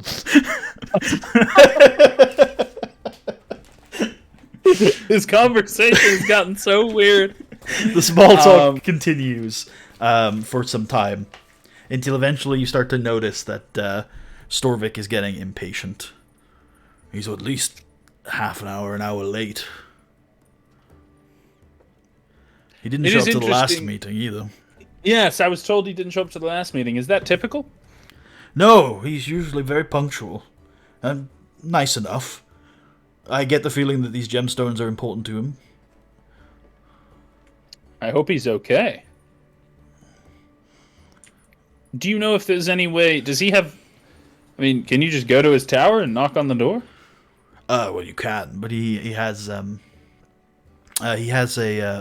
sort of staff of assistants and such that he doesn't take meetings unless on appointment, as to my knowledge. Maybe he knew we were here and he didn't want to be ambushed. Well, wizards are knowledgeable folk. How long are you going to wait until you leave? He looks at his ale and says, maybe one more.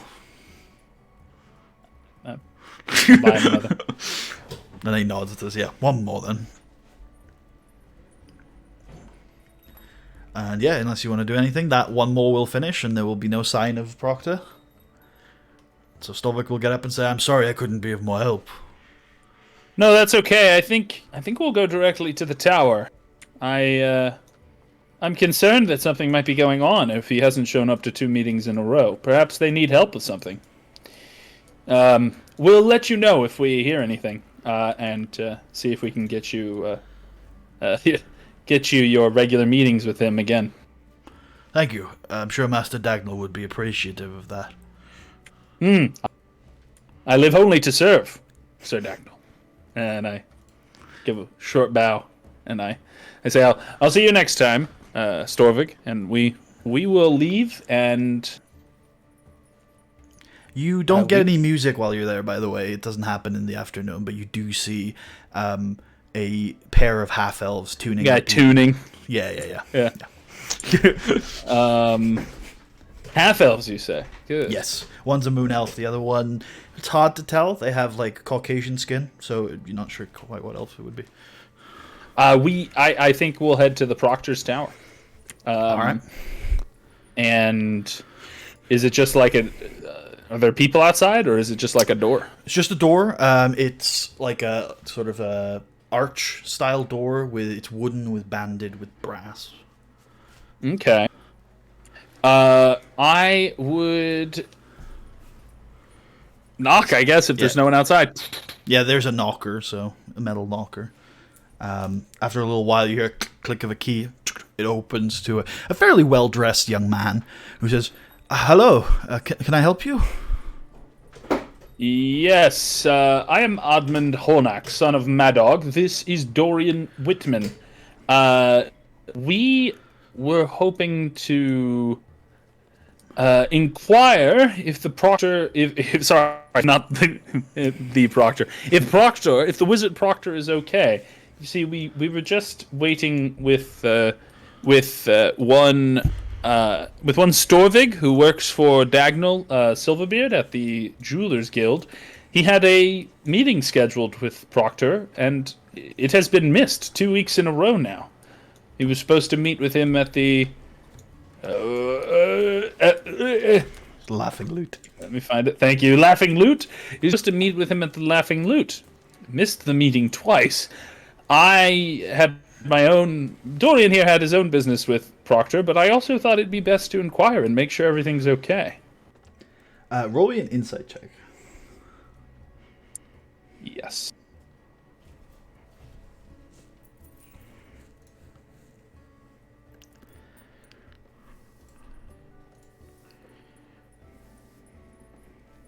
Sometimes I worry I say too much.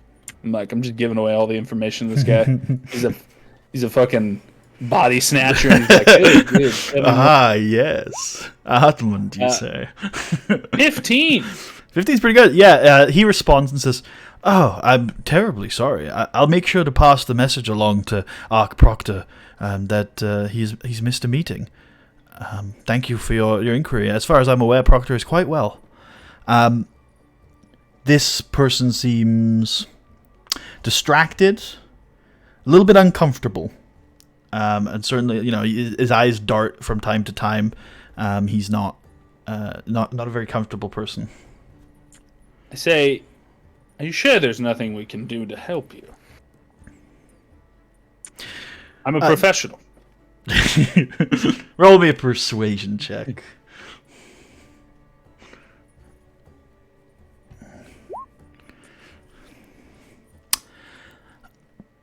But perhaps you ought to come in.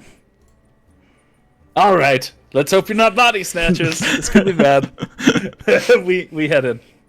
All right, you open up into the tower here. And to your right, as soon as you enter, is a small desk on the wall, or like table essentially, with a candle on it, and 2 chairs, one either side. And he sits down in the far one and like motions for you to sit, but there's only 1 chair remaining, so only one of the 2 of you could in fact sit. I sit. Dorian stands behind me like a trophy wife. Well, you see, Master Proctor is distant even at the best of times, often leaving us messages with instructions and the like. But I haven't seen him in. Yeah, it must be well over a 10-day now. I see. And this would be unusual. Well, like I said, he's quite distant, but usually we'll see him at least once every few days. He often invites us to a dinner at an establishment. He's currently not in the tower. Well, I can't say for sure. The upper floors are forbidden for us, and I have it on good authority that it would be in our best interests not to violate that prohibition. Why is that? Well, Master Proctor is a powerful wizard. I'm sure he's protected his quarters well. Fair enough, but what if he's fallen and he can't get up? Does he have some sort of life alert thing? Is life alert a thing in Britain? Do you know what I'm talking about? I know what you're talking about, yeah. Okay. I'm sure, like I said, Master Proctor is a very powerful wizard. I'm sure if something was wrong, he'd have his ways of contacting us, right? I'm sure he's just working on something very important at the moment and doesn't want to be disturbed. Or he fell hard on his neck and is paralyzed and can't move a finger to cast a spell or call out to ask for help. Oh dear. I'm just saying it happens, Does it? I don't know. I was playing Crusader Kings 2 the other day and my character fell down on his face and started drowning in a pool of his own blood randomly. Well, that's awful. I'm sorry to hear that. I'm sorry to hear that about your character in a video game. Wait, what? What are you even saying? No, I say, I see. Any idea what this could be about? Was he on a mission? Was he traveling somewhere? Well, he did seem quite hurried the last few days that I saw him, like he was working on something important. But you don't know what? Oh, of course not. I never inquire as to Arch Proctor's business. Do you know anyone that would know? Did he have a friend or a lover? Not that I'm aware of, although it seemed like this project was spurred on through letters that he received. But again, I'm not privy to them, just that I was delivering a particularly large amount of them to him. Do you know the sender? I can't say I do. They didn't write it in the top left corner. No. I did not break the seal of the scroll. Oh, dang. Have you tried just standing at the bottom of the stairs to the forbidden area and just calling up and saying, "Proctor, are you okay? Have you broken your neck?" Well, that would be quite uncouth. Yelling in a place such as this, he would not want his concentration disturbed. What if he was in the middle of a ritual? Jesus Christ! You think he's in a multi-week ritual? It's been known. Dorian He should nods. know. He should know Dagnall would not be impressed by someone not showing up to meetings with his employees. I don't know if you know anything about Mr. Silverbeard, but he keeps grudges about not keeping meetings. Oh dear. Do you think it's Mr. Silverbeard that's behind this? No. Oh.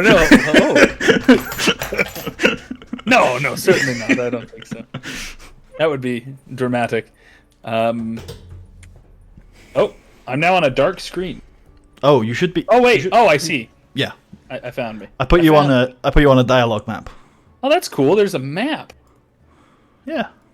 Well, I'll just see what's in this door. Where are you going? Just starts fucking exploring. Sir, no, you can't. You can't go through there.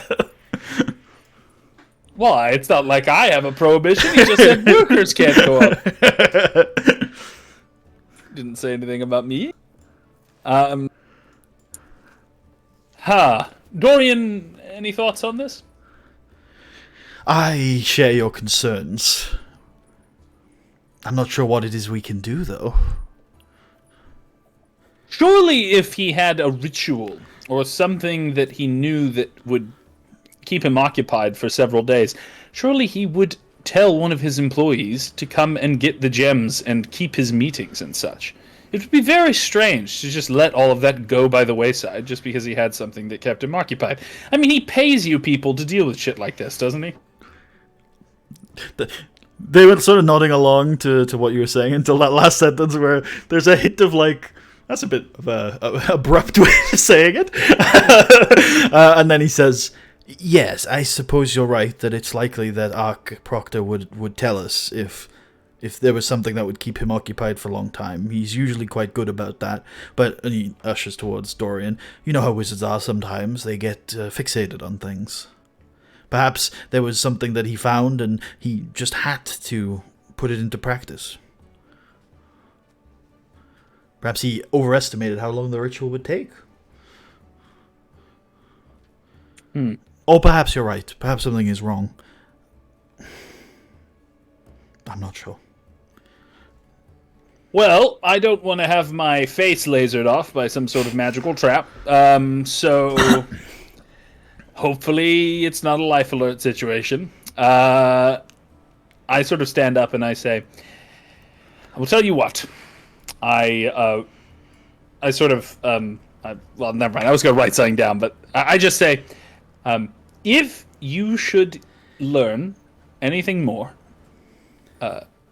if you would be so kind as to write a letter to Dagnall Silverbeard, or write a letter addressed to me and send it to Steely Sean's.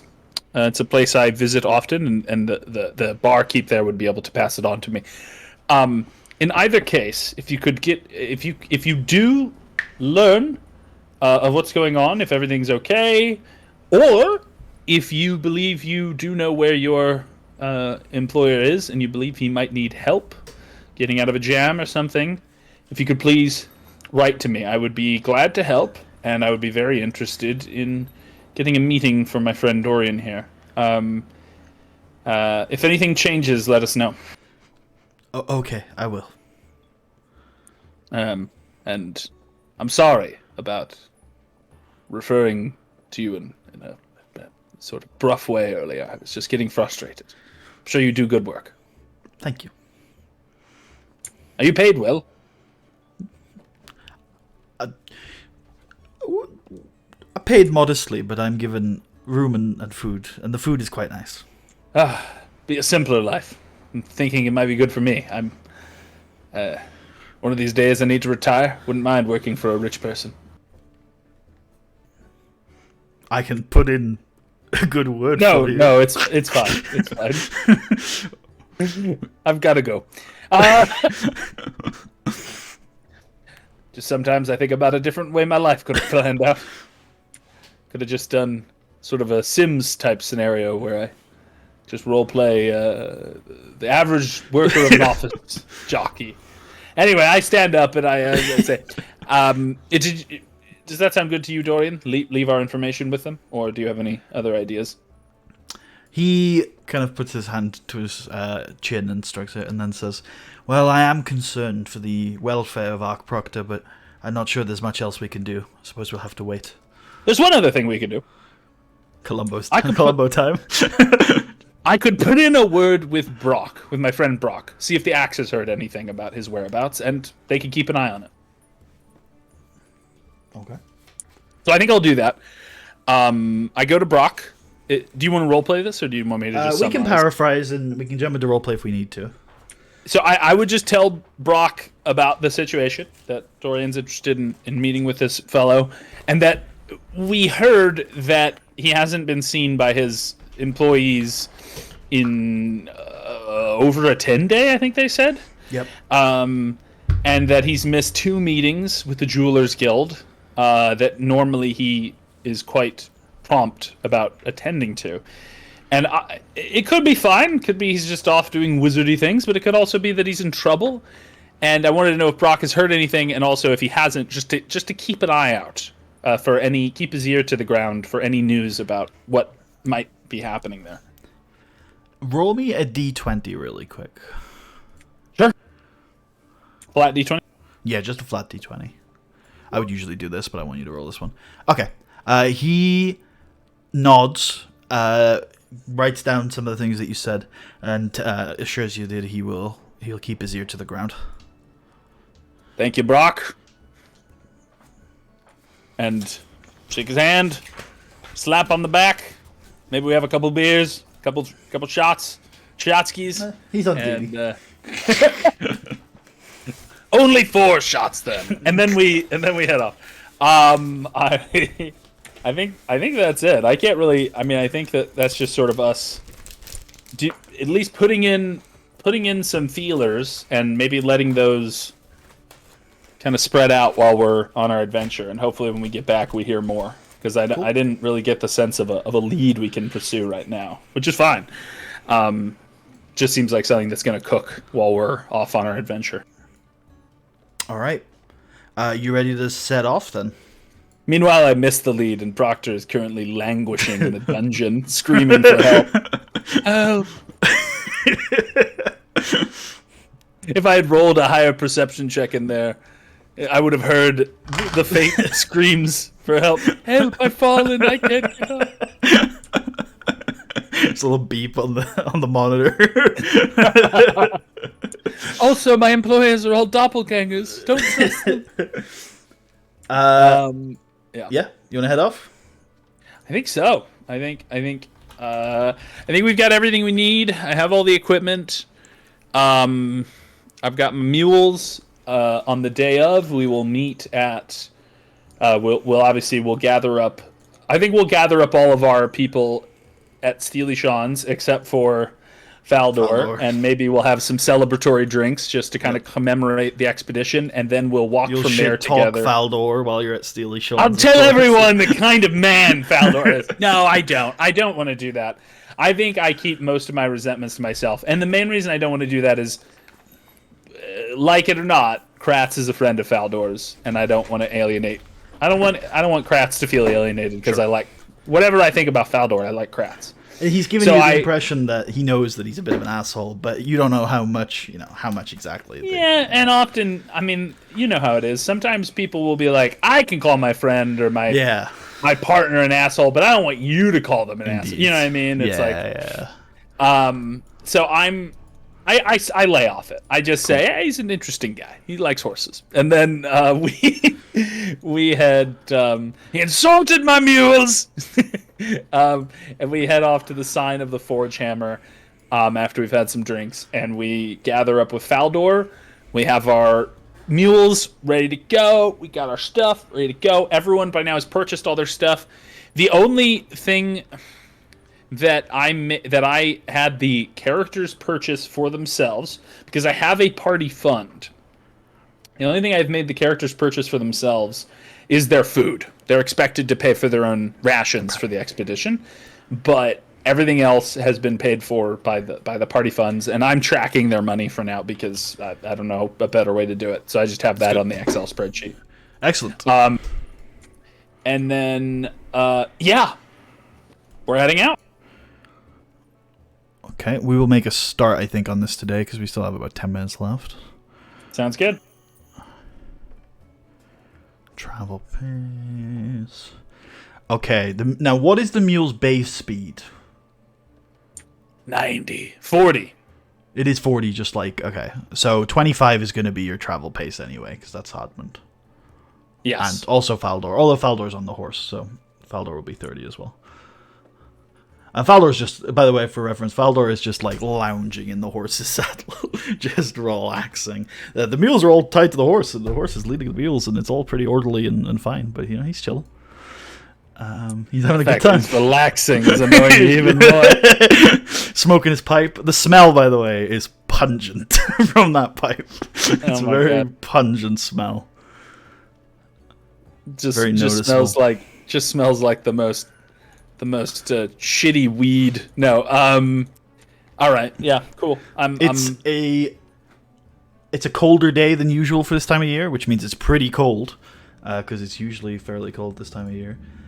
There's also otherwise the wind is variable, so it's probably quite harsh up Mirabar itself, and it gets a little nicer as you get down into the valley. But the skies are clear. It's a nice, nippy spring day. Very good. Ooh, nippy. Nippy. Oh, go ahead. I was just gonna say, I think our plan is to go to the Kellenvor. I forget what the name of the first part of it was. Kellenvor Point. Oh, I thought Kellenvor Point was the last part of it. I think you might be thinking of Lurk Watch, which is right in the middle. Lurk Watch. Yes. So we're gonna start. We're gonna head to Kellenvor Point, and I think at least while we're on the roads, we're gonna be pretty chill, because obviously gathering food there would basically just be stealing. Yeah. But there are inns along the way, so if you wanted to pay a lifestyle cost, you could avoid eating rations. Yeah, I think that's fine. We'll do that. And what's your travel pace? Fast, slow, or normal? Normal. Yeah, okay. Just gonna grab you lifestyle expense here. I think I'll probably normally silver a day. I think I'll normally go for normal unless I know that we have some sort of deadline, like it's like we have to get there in 1 week or else the children will be slaughtered. Oh, and another person we have with us, the half-elven refugee. Yeah, we have the refugee. So is she doing good? I'm gonna ask you that. Yeah, she's doing good. Yeah, no, she's doing fine. She's repaired her clothes. I hope she's okay. That I expected her to have her own food dealt with. So hopefully she has food for herself, and that's okay. But yeah, obviously won't let her starve. But I'm hoping she can bring her own rations. She might struggle with that, actually. Fuck! Actually, no, it's quite a short... She has some coin. She was able to get her clothes mended and cleaned, and she was able to feed herself while she was in the city.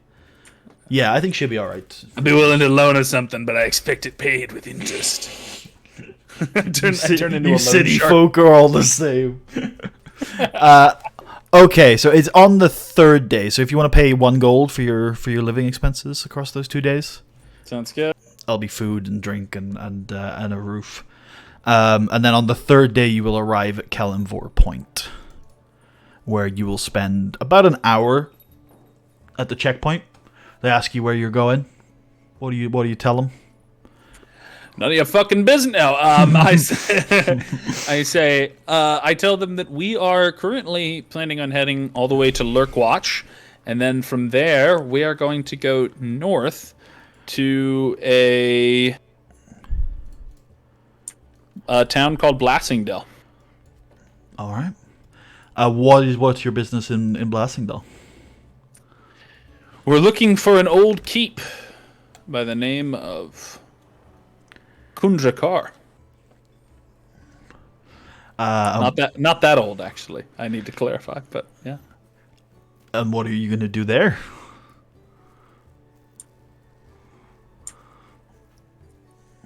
Does that matter? It might not. Depends on what your answer is. Well, we're gonna see what's there, and we're on an expedition to recover goods and other such trinkets. And bring them back to Mirabar? Yes. What sort of goods were you expecting to find there? Hard to say. hopefully treasure. Could be artifacts, art, gems. Maybe just weapons and armor. And what happened to this hold? Is it empty? Jesus Christ. The level of coppery right now. Hey, you don't have to answer any of these questions if you don't have to. He says, looking at your stopped meals. We don't have to answer your questions? That's not if you don't want to. We can just go through? Oh no, I didn't say that. You can turn around and head back to Mirabar if you want. Fucking hate. But you're not being detained. You're not being detained. I'm gonna start keeping a list of grudges. I'm gonna start people that have wronged me, and they're gonna go on a list. And then when I'm rich, I'm gonna have them assassinated. No. Okay. I say. Wait. What was his last question? I don't even remember what it was. It was. What are we do? Or no? What happened? Oh, what happened to this hold? Is it empty? Basically, yeah. I think was the answer. Was the question. Orcs happened to it. Orcs attacked it. Same orcs I understand, or similar orcs to the ones that raided this area in the war. Right? I think we were told something like that. That it was the name of the orcs were. I'm sure I wrote it down somewhere. Maybe I didn't. Okay. Yes.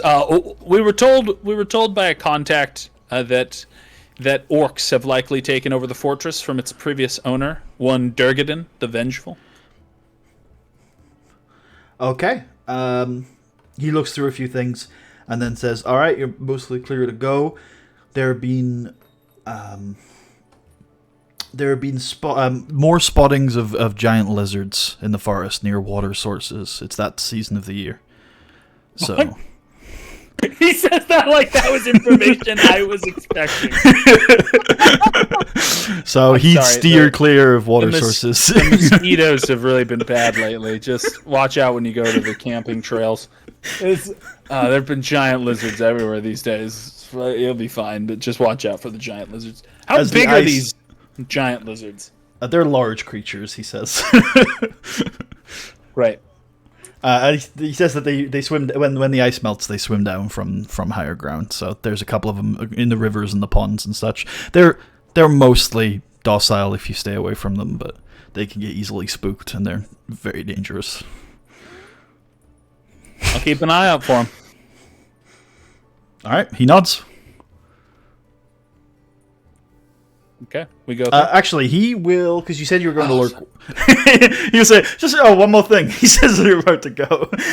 You said you were going to lurk watch, right? And he spends about a minute fiddling around with some paper and he gives you a scroll. Like, it's a scroll, but it's unraveled. It's blank, except there's a little stamp on it in wax, and he hands it to you and says, "You can skip a lot of this bureaucracy when you get to lurk watch."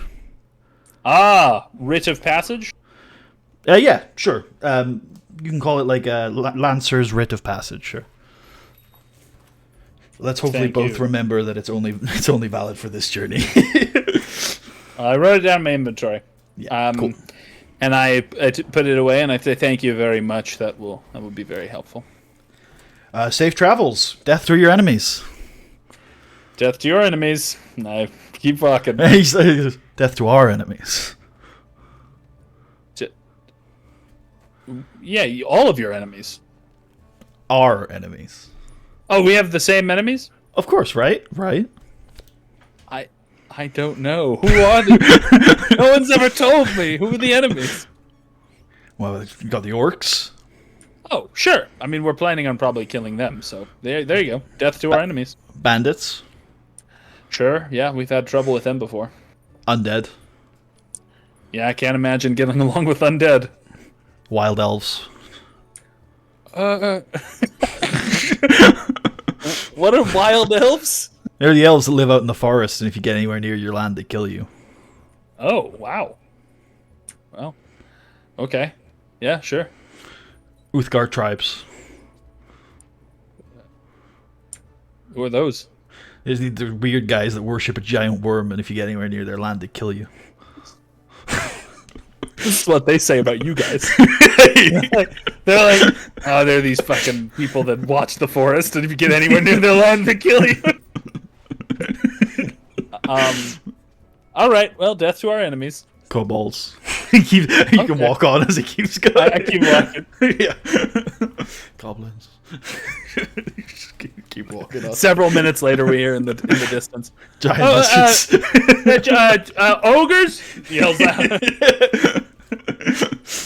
The state of tyranny that exists on the other side of the river.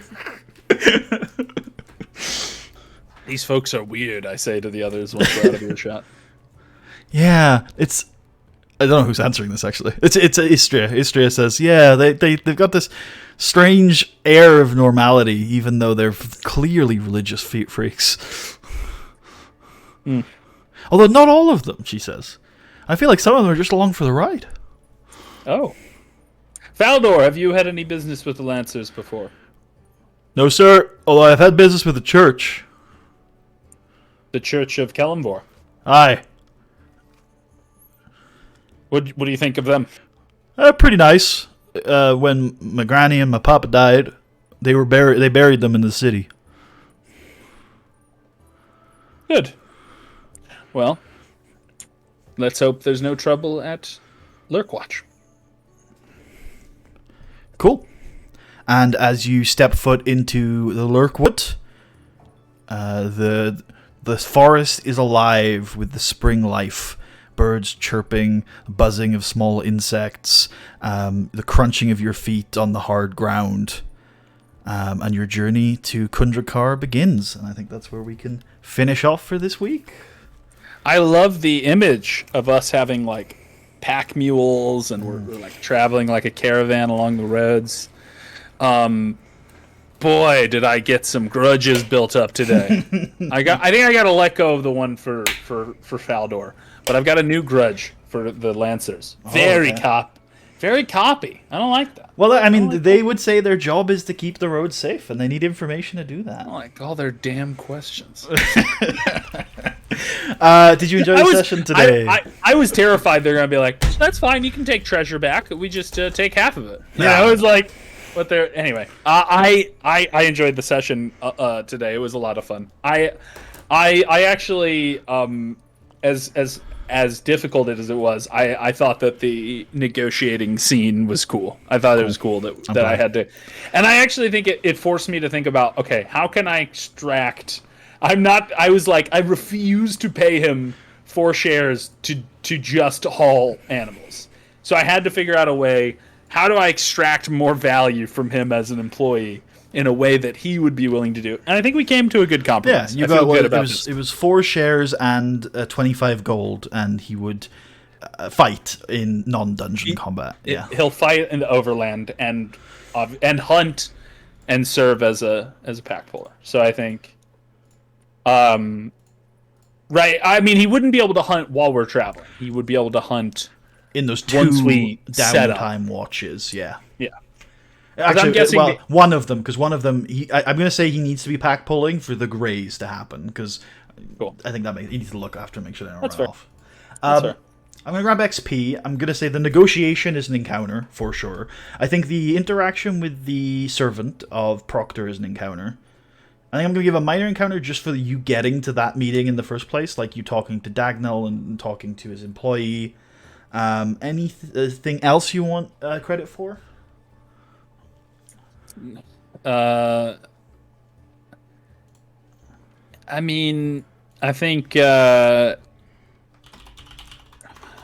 mean maybe reporting the situation with Proctor to Brock. Maybe I don't know if that would be worth anything. Yeah, I think so. I think you've. It's reinforcing the characters, and you're also, trying to do a good thing, really, aren't you? Yeah. Yeah. Other than that, I think that sounds good to me. All right. Just written gold. You're not getting gold. You're getting experience. No, the gold has unfortunately depleted significantly after this session. But you've got you've invested it. It's non-liquidable assets. Yes, those mules. Their resale value has never been higher. Well, What? in Faldor's country, I don't think mule resale value is very high. No. You also give Billy a promotion today, so you really spread those shares around. You're really diluting the value of each share. Yeah. That looks right. I'm gonna let you decide this one, because I know this isn't really true Quest XP, but I do feel like this was a session that was very small scale. Do you want me to split this across everyone? Do you want me to, how do you want this split today? I'm fine with it splitting across everyone. Okay. Are we including Faldor? I'm happy to exclude him for this lot as well. Yeah, we'll exclude him today, and then we'll include him in the future. Oh, we're including Billy? We can include Billy. Okay. In that case, I'll be splitting across, I think it's 5, right? 1, 2, 3, 4, 5. Yeah.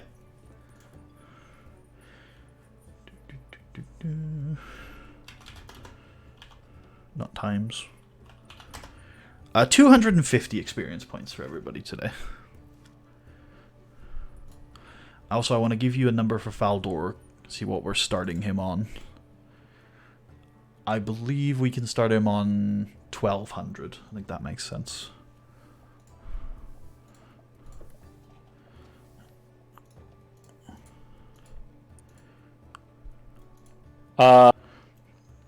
Billy has reached 0 XP.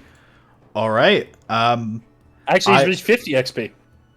Well, I will let you. You can hold that until you're more sure what you want to do with him, or you can do it between sessions. I'll leave that up to you. I'll let him level up even because he pretty much just had a long rest. So if you wanted to do that, you could, or you could hold it until you have a better idea of what you want to do. You can tell me if you want him to be a sidekick, or you can just give him class levels if that's what you like. Class levels. Well, I think I'd be fine with sidekick. What are the options on that? Just like. I think spellcaster probably doesn't make sense. So we'd be looking at a warrior or an expert. He was talking with Dorian about skills. I think expert is fine. Okay. I'll get him stuff like expertise and cunning action and helpful. I think that's chill. Cool. All of that's chill. Especially helpful because if he's willing to do that in combat, as long as it doesn't involve getting killed, right? Yeah. We can look into that.